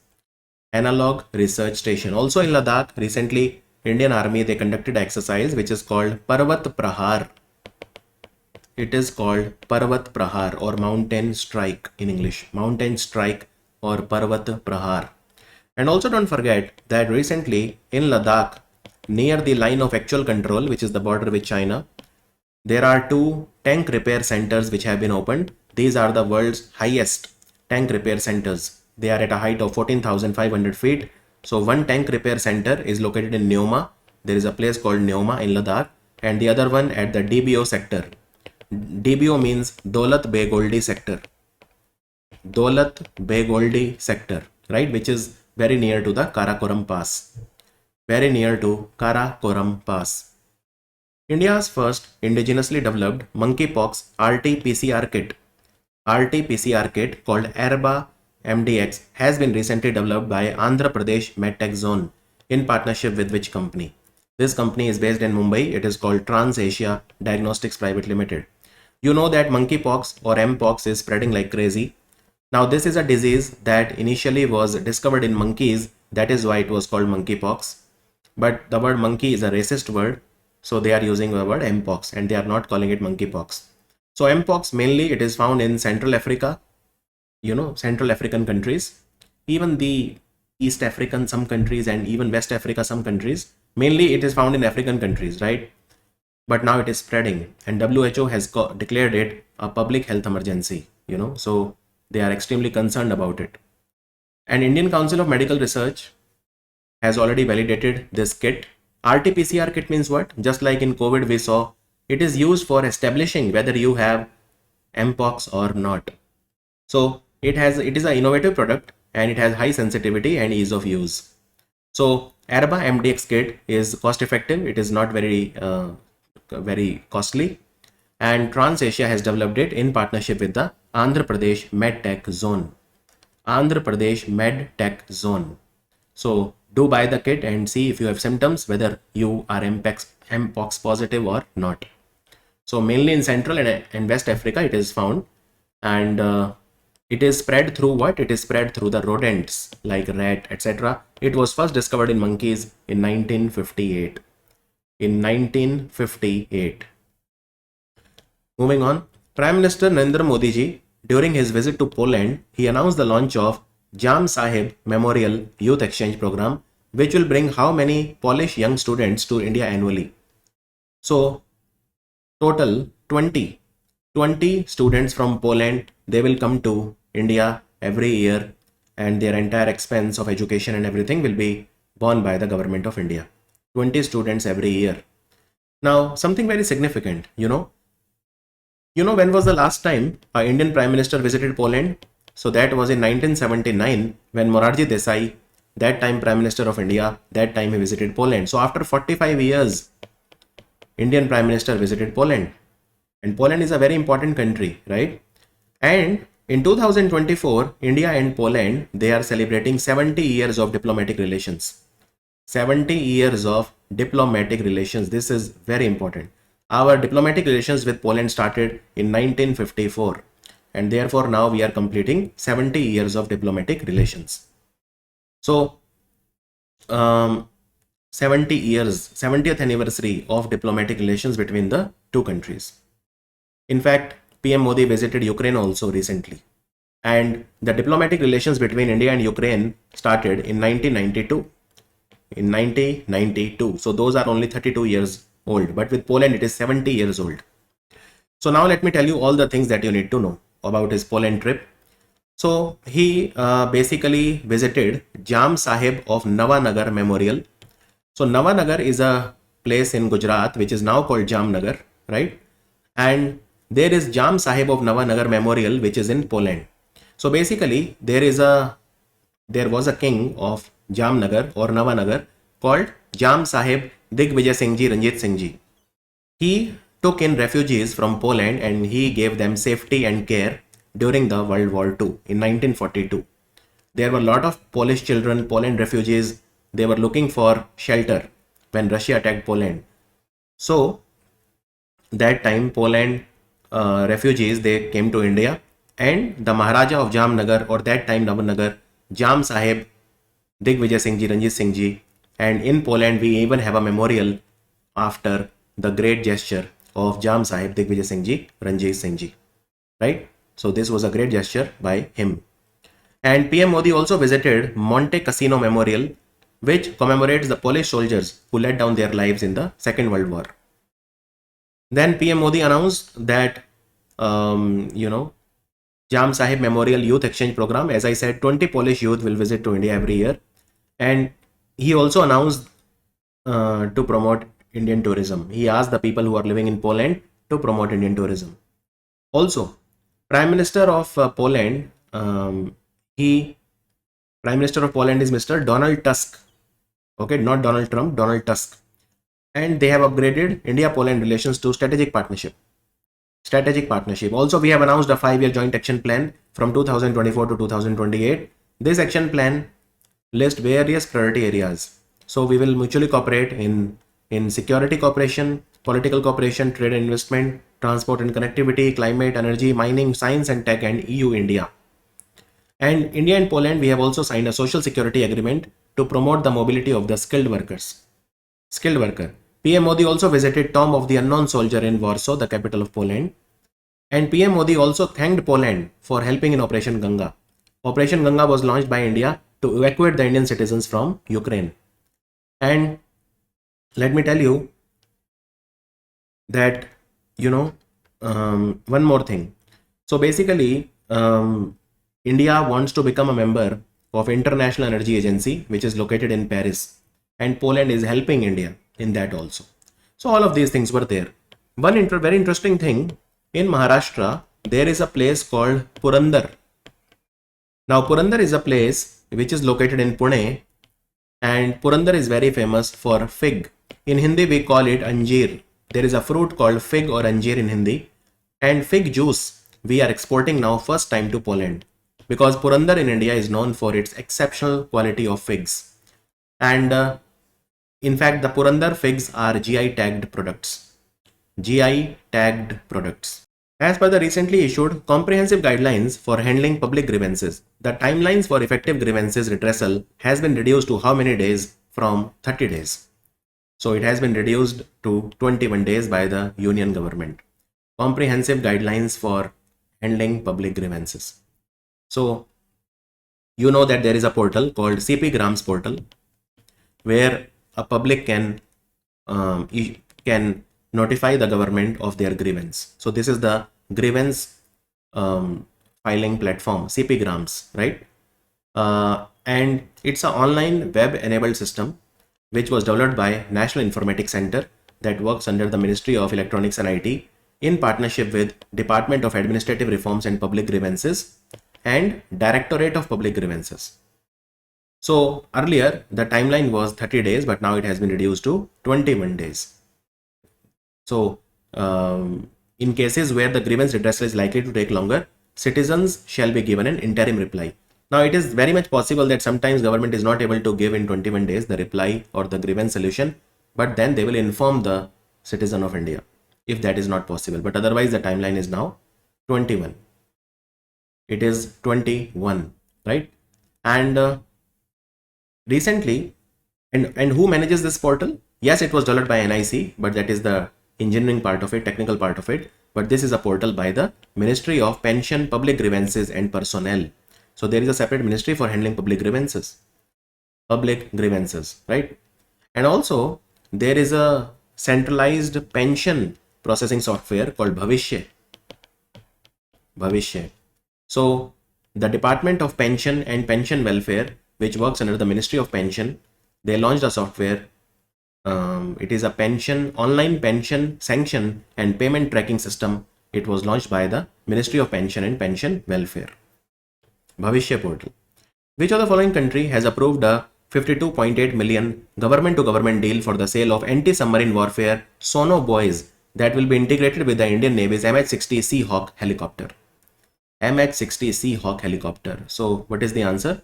The answer is United States of America, of course. Now look, we purchased MH-60 our Seahawk helicopter, and now we will have these anti-submarine warfare sono buoys. These will be integrated with this helicopter. These are anti-submarine in nature. Anti-submarine in nature, and Indian government wants to buy it. In fact, Indian government, Indian Navy wants it. So there is a deal of 52.8 million that has been signed between India and America. So sono buoys are what? Sono buoys are small expendable devices in underwater acoustics and sonar system to detect and analyze the sound in the ocean, particularly for tracking submarines. So they are used for anti-submarine warfare. It is a core technology for anti-submarine warfare. So these sono buoys will go deep into the ocean and they will track hostile submarines. Right? And these MH-60, they are extremely competent helicopter. MH-60 helicopter. Now can you tell me who manufactures MH-60 helicopter? Lockheed Martin. So these are manufactured by Lockheed Martin, right? MH-60 helicopter. And India and America, they have also signed an agreement recently, Security of Supplies Agreement, or SOSA. Security of Supplies Agreement, or SOSA. It has also been signed recently. Indian Army has transferred the technology for the mass production of 2 indigenously developed cutting-edge technology to private Indian company. What is the name of these technology? So Indian Army, they developed this technology, but they transferred it to the private company. One is called Exploder and one is called Agni Astra. Agni Astra, right? So these were designed by Army Design Bureau. These technology were invented or developed by the Innovation Office of Indian Army, that is Army Design Bureau, and these were given to the private Indian companies, because we are supporting the private Indian companies so that the overall manufacturing increases in the defense sector, in the transfer of technology, right? So what is exploder? Exploder is basically a unmanned ground vehicle which is used for combat, and since it is unmanned, we don't have to worry about losing our soldiers, and this ground vehicle can self-destruct also. It can also be used in disaster management, disaster relief operations. So it is a unmanned ground vehicle. What is Agni Astra? Agni Astra is a multi-target portable detonation system. It is like a bomb. It is a remote detonation technology, which means Indian Army will be able to conduct remote detonation. Detonation means bomb blast. Remote means you are not at the site where bomb blast is taking place. You can do the bomb blast from a distance. That is called remote detonation. So this capability will be there, and it is capable of simultaneously targeting multiple locations over extended ranges, and it can be manually placed or delivered via drones also. So this is called Agni Astra. Prime Minister Narendra Modi has distributed the certificate to 11 lakh new Lakpati Didi in a function organized at the Jalgaon in Maharashtra. Lakpati Didi initiative is a part of which mission? And how many Lakpati Didi do we want in India? Well, we want 3 crore Lakpati Didi in India. Earlier, the target was 2 crore, but now it is 3 crore. So 11 lakh new Lakpati Didis have been created so far. And in Maharashtra, in Jalgaon, the function was there. And Lakpati Didi total number has exceeded now 1 crore. Lakpati Didi simply means a woman in India who is earning more than 1 lakh rupees every year. That is called a Lakpati Didi. Lakpati Didi. And recently 11 lakh new Lakpati Didis have become in India. Total number is now more than 1 crore. Total number is more than 1 crore, right? And when he went to Jalgaon in Maharashtra, so basically, let me tell you the answer. Deen Dayal Antyodaya Yojana, National Rural Livelihood Mission. Deen Dayal Antyodaya Yojana, National Rural Livelihood Mission. So Prime Minister, he also launched a revolving fund. He also launched a community investment fund of 2500 crore. And this fund will benefit 48 lakh members of 4.3 lakh self-help groups. Prime Minister also released a bank loan of 5,000 crore rupees that will benefit 25.8 lakh members of 2,35,400 self-help groups.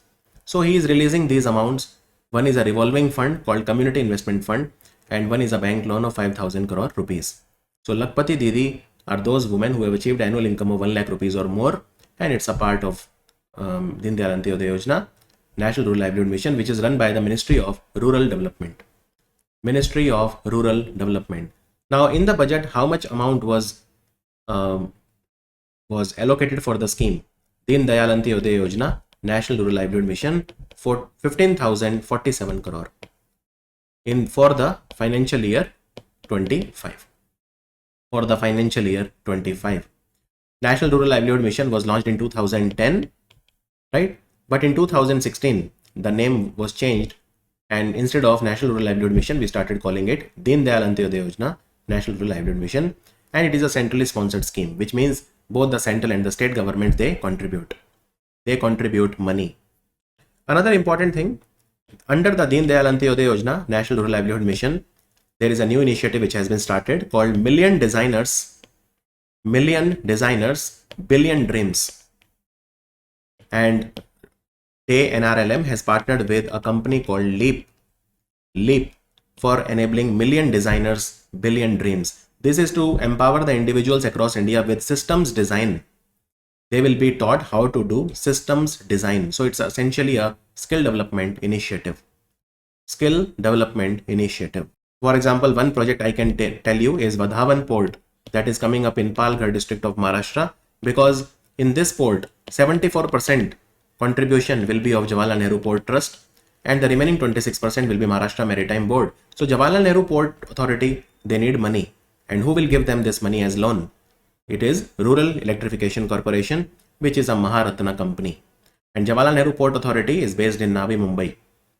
It is based in Navi, Mumbai, right? So 45,000 crore loan for JNPA's infrastructure projects will be given by REC. It will be given by REC.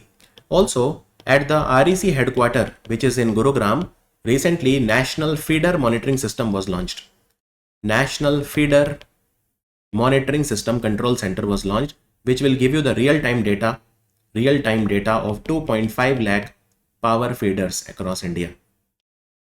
Professor Ajay Kumar Sood, who is the principal scientific advisor to the government of India, launched Bharat Zero Emission Trucking Policy Advisory Document. The advisory outlines a comprehensive approach to achieve 100% zero emission trucking sales penetration by which year? So this is a very important question because the trucking market in India is increasing and the target is 2050. 2050. So what is the meaning of trucking? First of all, simply trucks. Trucks are very important in India if we have to undergo cargo transportation or logistics. But we want trucks in India which are environment friendly, which have zero carbon emission. So the entire trucks in India, each and every truck in India should be having zero emission. This is a target till 2050.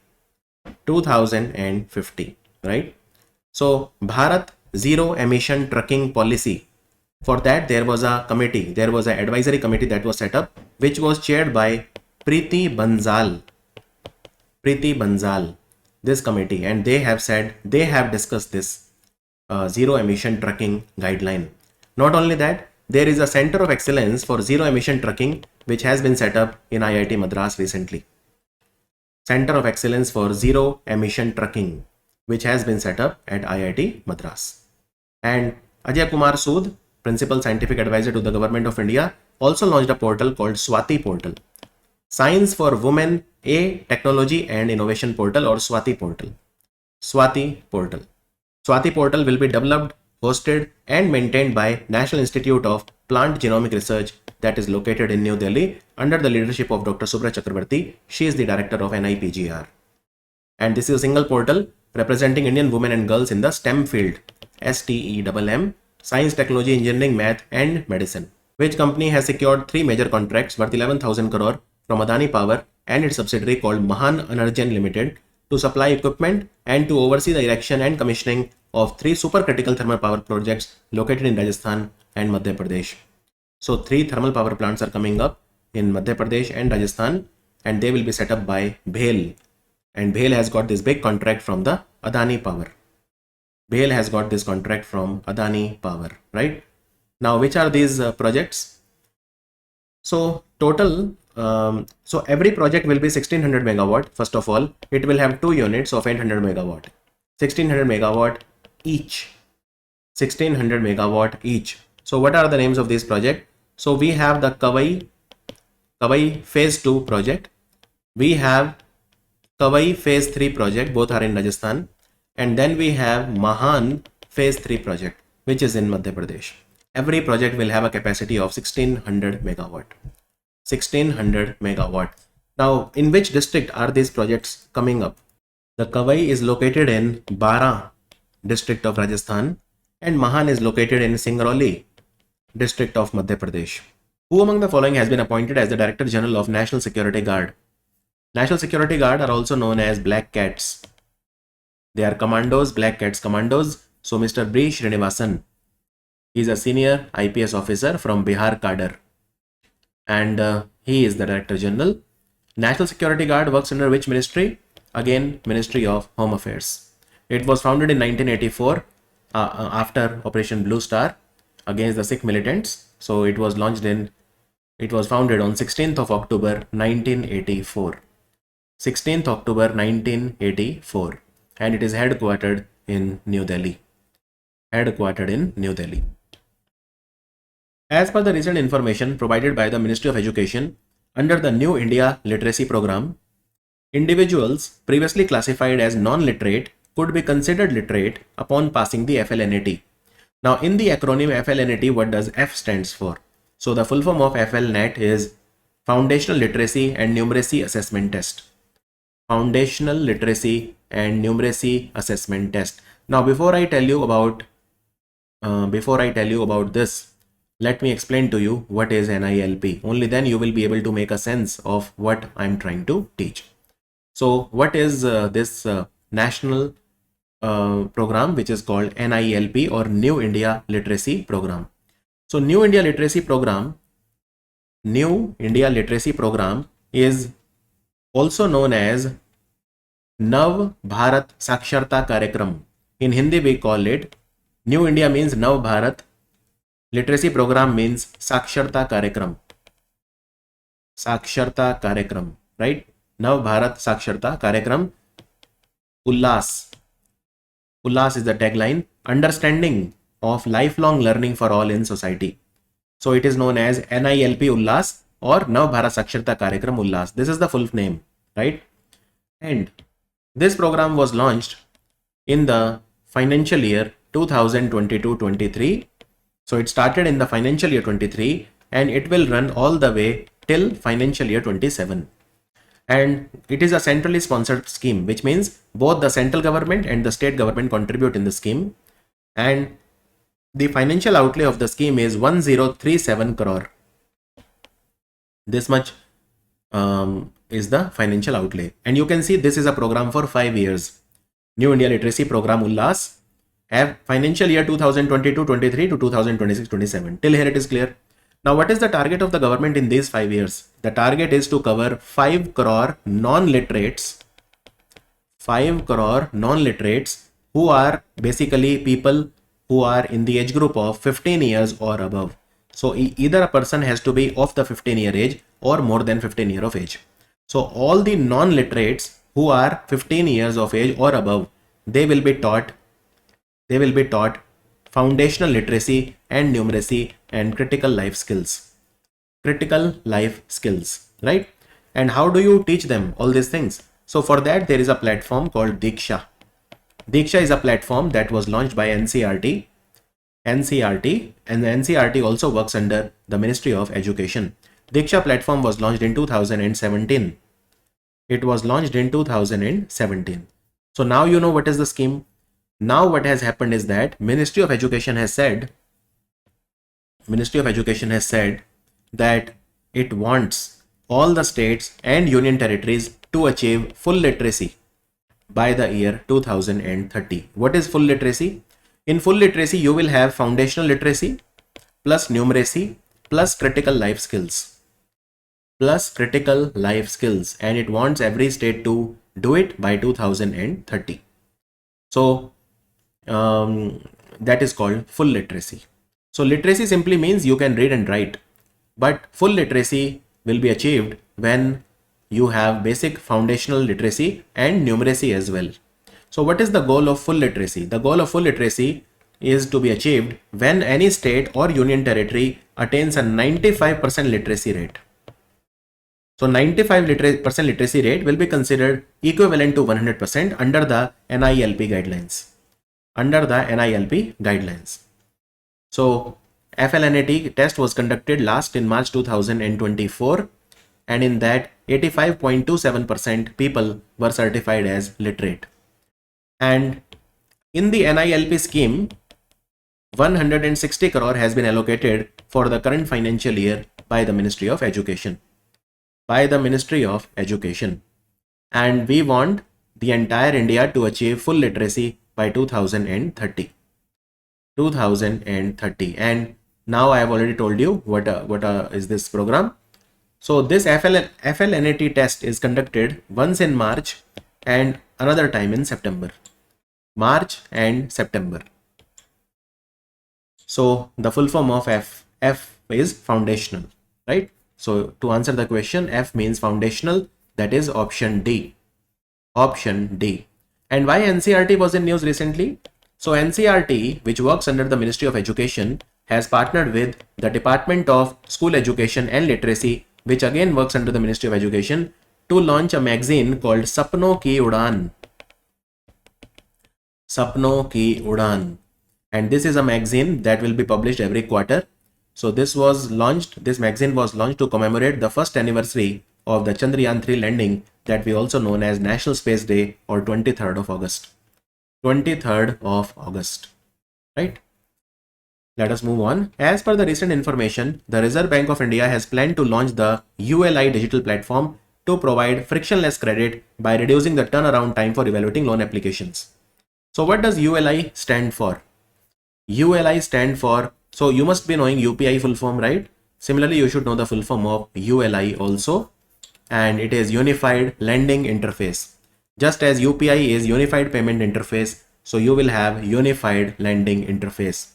So ULI was already launched as a pilot project by the RBI in 2023. Now let me explain to you what is ULI. So let's say this is the platform. So on this platform, you will have very quick loan disbursal. If you apply for a loan, it takes days, but here you can take a loan in just minutes. And how is that possible? Well, so on ULI, there will be, for example, loan givers like the banks and NBFCs and all those will be there. You will also have credit information companies who will quickly give your data. So this platform will ease the flow of information which is required by a lender like a bank or NBFC to process a loan. So the idea of ULI is to have a seamless flow of information, digital information like financial parameters, credit details. So multiple data, land records, for example, your land records will also be here on ULI. So the banks can get to know immediately about your land details. So frictionless credit platform has been called ULI. It will include banks, NBFCs, fintech companies, everyone.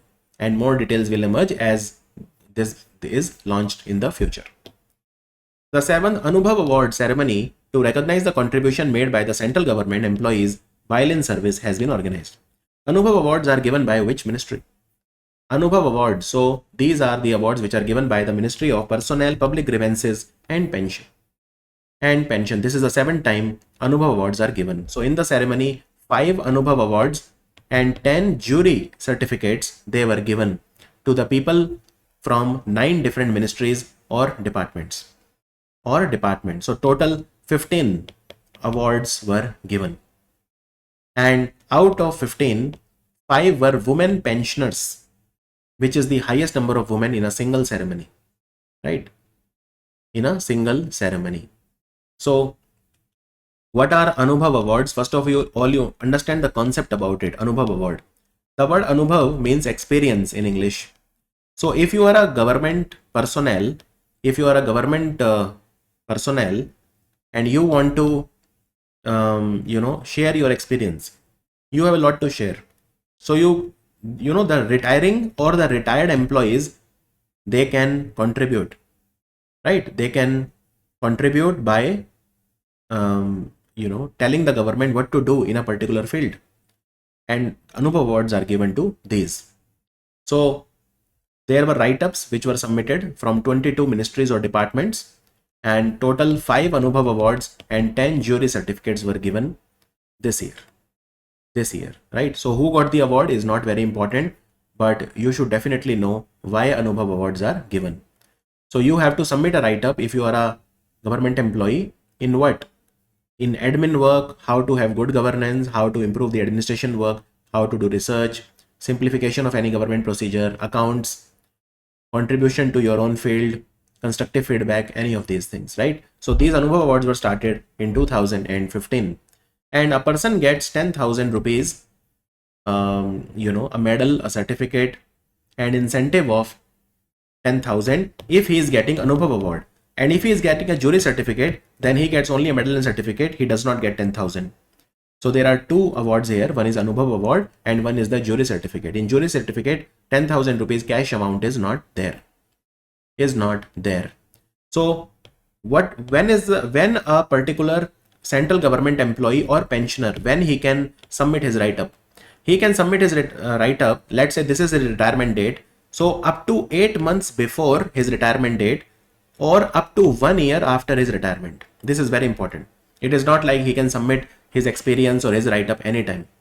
So he can submit his write-up 8 months before the retirement date or 1 year after the retirement date. And well, he will be given 10,000 rupees if he wins the Anubhav Award. And so this is given by the Ministry of Personnel, Pension and Public Grievances. Is that clear?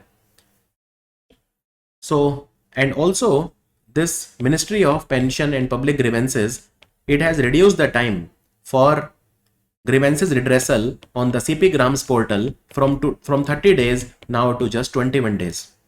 21 days. Rajasthan, and which of the following state has announced the plan to develop a new religious circuit called Shri Krishna Gaman Path to boost the religious tourism and cultural heritage? Now these Gaman Path are becoming very popular. We saw Shri Ram Gaman Path in Madhya Pradesh and Chhattisgarh.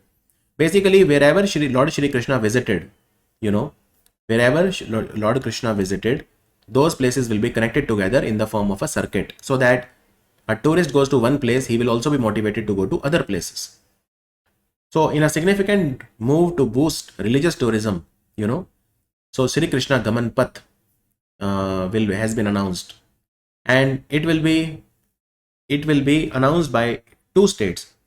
It will be implemented by two states, Rajasthan and Madhya Pradesh. The answer is Madhya Pradesh. Shri Krishna Gaman Path. So what they will do? Well, they will connect the birthplace of Lord Krishna, which is Mathura, right? And they will also connect Ujjain, which is a city of Mahakaleshwar in Madhya Pradesh, on the bank of the Shipra River.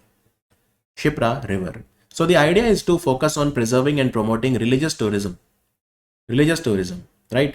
Now, why is Ujjain famous apart from the Mahakaleshwar temple? So the journey will start, the Shri Krishna Gaman Path will start from Mathura and it will end. Mathura is Lord Krishna's birthplace and it will end in Ujjain. Ujjain is the end point of the journey. It is famous for Sandipani Ashram. Ujjain has a place called Sandipani Ashram, and Sandipani Ashram is the place where Lord Krishna received his education. So Sandipani Ashram in Ujjain has a special place in Hindu mythology with respect to Lord Krishna. Right? So, in fact, Chief Minister Bhajan Lal Sharma, he is a follower of Giriraj Ji. Giriraj Ji is a form of Lord Krishna associated with the Govardhan hill. In fact, Bhajan Lal Sharma, Chief Minister of Rajasthan, his village is called Atari, which is located just 20 km away from Govardhan Parvat. So his personal contribution is there. Like, he was personally very much involved in this project.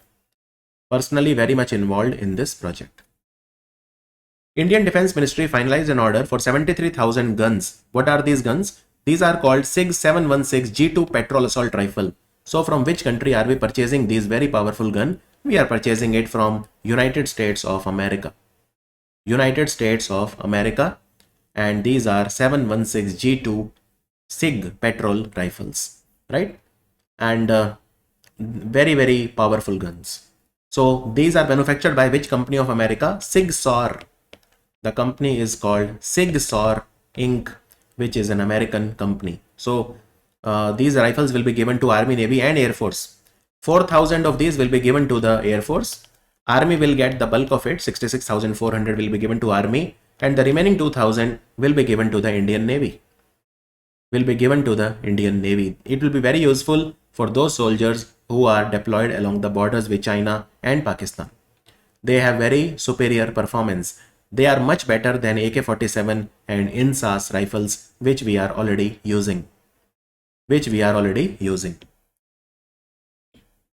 8th Empowered Program Committee has approved 4 startups with some grant under the Grant for Research and Entrepreneurship across aspiring innovators in technical textiles or GREAT scheme. Now, under the scheme, the Ministry of Textile provides grant in aid of normally up to how many rupees for a period of 18 months. So if you are doing research and innovation in the field of technical textile, you can be given a grant of up to 50 lakh rupees for 18 months. This is a scheme that was started by the Ministry of Textile. 4 startups have been approved and they will be given a grant of 50 lakh rupees each under the GREAT scheme. And this GREAT scheme was started as a part of National Technical Textile Mission, which was started in 2020. It was started by the Ministry of Textile. And GREAT scheme was started in 2023. And it encourages young scientists, young innovators, startup ventures to invest in the field of technical textile, to innovate in the field of technical textile. It will give you a grant of up to 50 lakh for a period of 18 months. Which of the following state government has allocated 53.21 crore annually to fund the Mukhyamantri Sukh Shiksha Yojana, which is aimed at supporting the education and well-being of children from vulnerable families. Mukhyamantri Sukh Shiksha Yojana. So this is a scheme which has been started by the government of Himachal Pradesh. Sukhwinder Singh Sukhu is the Chief Minister. So this initiative provides financial aid to widows, destitute women, divorced women, and disabled parents. So their children, these are the vulnerable families: widows, destitute women, mean poor women, divorced women, and disabled parents. So under this scheme, children who are less than 18 years of age, who are from these eligible families which I just told you, they get a monthly grant of 1000 rupees from the government to cover educational, health, and nutritional expenses. So 1000 rupees is given, right? And those beneficiaries who are taking benefit of the scheme, their annual family income should not be more than 1 lakh rupees per annum. Only then you are eligible. Also, Himachal government has recently started a scheme called Him Unnati. This is to promote the natural farming in Himachal Pradesh. Natural farming. Who among the following has been elected as the new chairman of ICC? New chairman of ICC will be Mr. Jay Shah. Mr. Jay Shah, he will replace Mr. Greg Barclay. And his ICC chairmanship position starts from 1st of December 2024. Earlier, he was the secretary of the BCCI.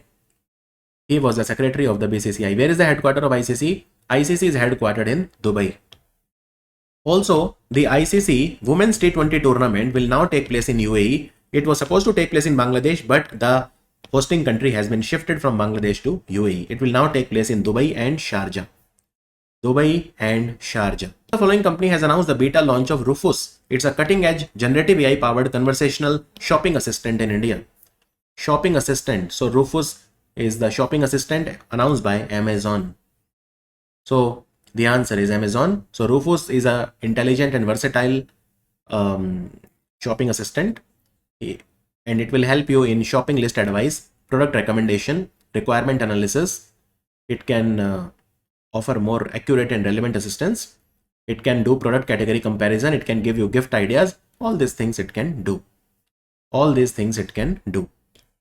Competition Commission of India has approved the acquisition of Shriram Housing Finance Limited by which company? Shriram Housing Finance Company, it's a housing finance company. It has been acquired by the Warburg Pincus Group. Warburg Pincus Group is headquartered in New York in America, and they have acquired Shriram Housing Finance. Shriram Housing Finance is a company that is based in Mumbai. It is based in Mumbai, right? So they acquired it through their subsidiary company called Mango Crest Investment. Mango Crest is a company that is registered in Mauritius. So Warburg Pincus, they have a subsidiary called Mango Crest Investments, which is a company based in Mauritius. So they acquired Shriram Housing Finance through Mango Crest Investment. And Shriram Housing Finance is one of the largest companies, you know. The transaction amount was 4,630 crore. So this is a deal worth 4,630 crore rupees. 8th Dharma Dhamma conference was organized by the India Foundation in collaboration with which university? This university is the Gujarat University, which is located in Ahmedabad. And Vice President of India Jagdeep Dhankad, he was the chief guest. And what was the theme of the event? Cosmology. The theme was Cosmology in Dharma and Dhamma traditions. Cosmology in Dharma and Dhamma traditions. This was the theme. So here Dharma, it comes from Hindu, Dhamma comes from Buddhist standpoint. So it is an initiative of India Foundation. India Foundation is a independent research center. It is an independent research center, right? So very, very important. As per recent information, Indian Air Force has dispatched its renowned Sarang helicopter display team to participate in the international, in the international air show where it is taking place. International air show where it is taking place. The answer is Egypt. The answer is Egypt. This event is taking place at the Al Alamein International Airport. Al Alamein International Airport is in Egypt. Which city? El Dabba. El Dabba is the name of the city. Airport name is El Alamein. That is where it is taking place. Sarang team is known for their very precise helicopter aviation skills. Helicopter aviation skills. They mainly use which helicopter? Advanced light helicopter, which is manufactured by Hindustan Aeronautics Limited. And these helicopters are transported to Egypt by C-17 Globemaster aircraft. C-17 Globemaster aircraft. Now, Sarang team is based out of Sulur. Sulur is a place in Tamil Nadu. Sulur, near Coimbatore. The word Sarang means peacock in Sanskrit. So this team was formed in October 2003. October 2003. Which company has launched a new oral cholera vaccine called Hilcol, aiming to offer a solution to the global shortage of OCV's oral cholera vaccine amid rising cases of oral cholera? Cholera is caused by a bacteria called Vibrio cholerae. Vibrio cholerae, which is a comma-shaped bacteria, and Bharat Biotech is the answer. Bharat Biotech is a company that is based in Hyderabad. In fact, you remember Bharat Biotech company made Covaxin during COVID. So they manufacture this in Hyderabad and Bhubaneswar, and this company is capable of producing 200 million doses. 200 million doses. So there are two doses which need to be given on day 0 and day 14. And it is given on day 0 and day 14. So this vaccine has been developed by Bharat Biotech in collaboration with other companies also. Like for example, there is a laboratory called Hilleman Laboratory. Hilleman Laboratory, University of Gothenburg, and Gotovax AB. So Bharat Biotech has developed this vaccine in partnership with these three companies. Right? And cholera cases are increasing. Definitely they are increasing in the world. Who among the following has become the youngest Asian to scale Mount Kilimanjaro, which is Africa's highest peak? Mount Kilimanjaro is located in Tanzania. It is at a height of 5,895 meters. So it is Tegbir Singh. Tegbir Singh is a 5-year-old boy from Ropad in Punjab. Ropad is also known as Rupnagar. Ropad, you must have heard about Ropad Lake, which is a Ramsar site in Punjab. So just 5-year-old boy. He has scaled Mount Kilimanjaro.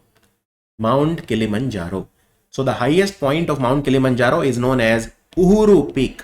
Uhuru, Uhuru Peak. Uhuru Peak. Recently spiced sustainability in spice sector through progressive, innovative and collaborative interventions for export development.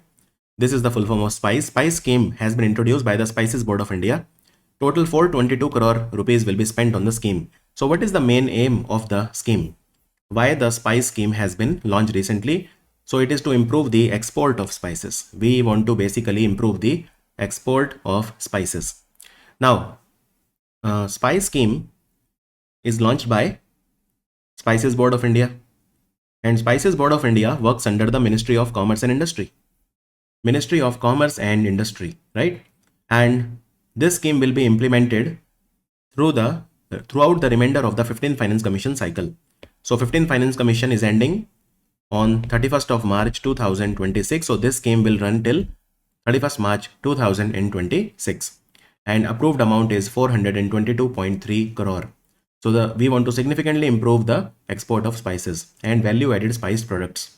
So for that, what we have to do, we have to make sure that the quality of the spices is upgraded and it meets the international standards.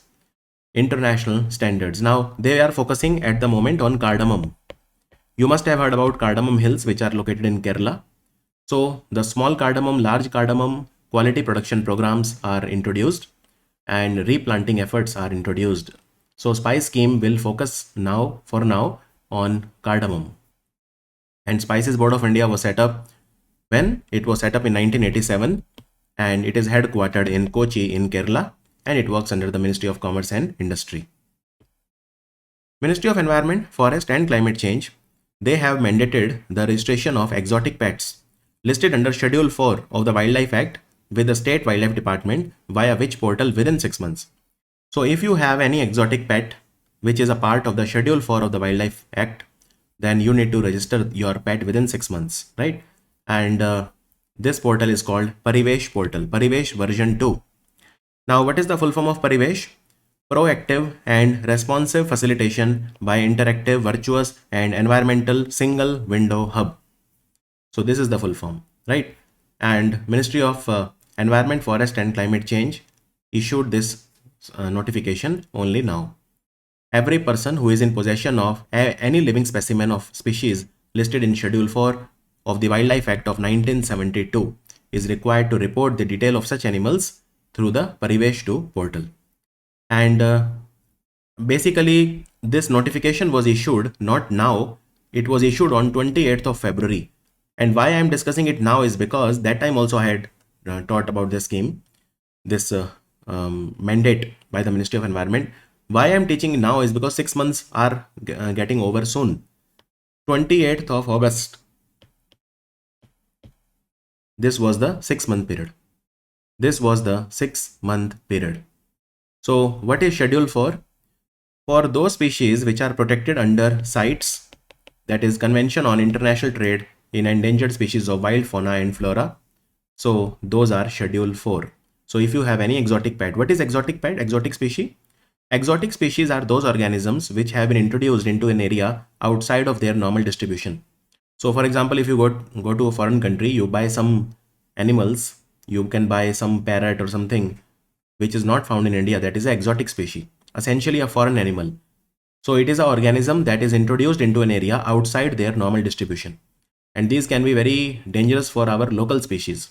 So that is why you have to get it registered. India has gifted 4 Bhisham cubes, which are designed to provide emergency medical care through mobile hospitals to which of the following country? So these hospitals are called Arogya, right? There is a name given to it. So these are Arogya Maitri hospitals. You can call it Project Arogya Maitri mobile hospital. There are 72 cubes and they can be fitted together within just 10 minutes and you get a hospital, mobile hospital. So Bhisham cubes will be gifted to Ukraine.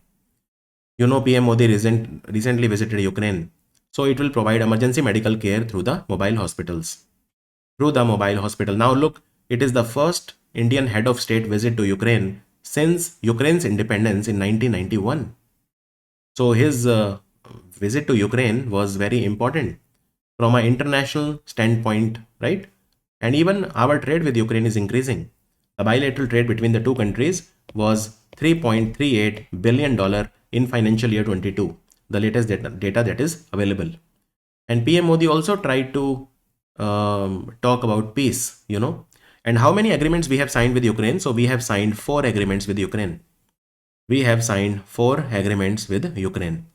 Also, PM Modi visited the Multimedia Martyrologist Exposition on Children at the National Museum of History in Ukraine, and he expressed sorrow at the tragic loss of young lives. He also placed a toy in the memory of those children who died in this war. And India's PM extended an invitation to Ukrainian President Zelensky to visit India. So these are the 4 agreements that were signed between India and Ukraine. There is cooperation in the field of agriculture and food industry. Then there is a cooperation on drugs, you know, mainly drugs. And then there is a cooperation for high impact community development project. And then cultural cooperation between the two countries. So these 4 MOUs were signed recently between India and Ukraine. And last time a Ukrainian president visited India, that was in 1991. Understood that?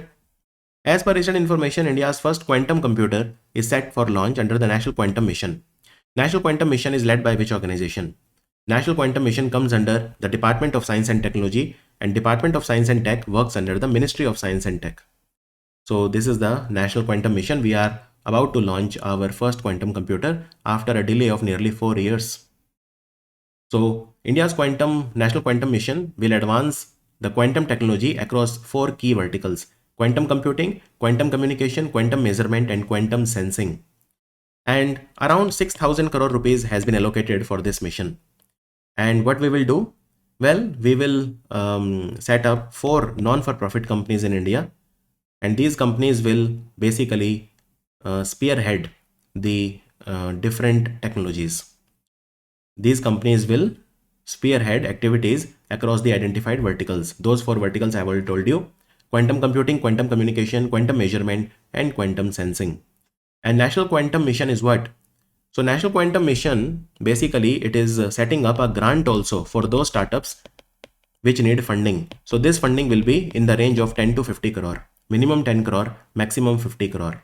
National Quantum Mission was launched in 2023 And what do we want to do? So the goal of the mission is to set up a quantum computer with a computation of 20 to 50 qubits in the next 3 years, and 50 to 100 qubits in the next 5 years, and 50 to 1000 qubits in the next 8 years. So this mission will run from 2023 to 2031. Very important.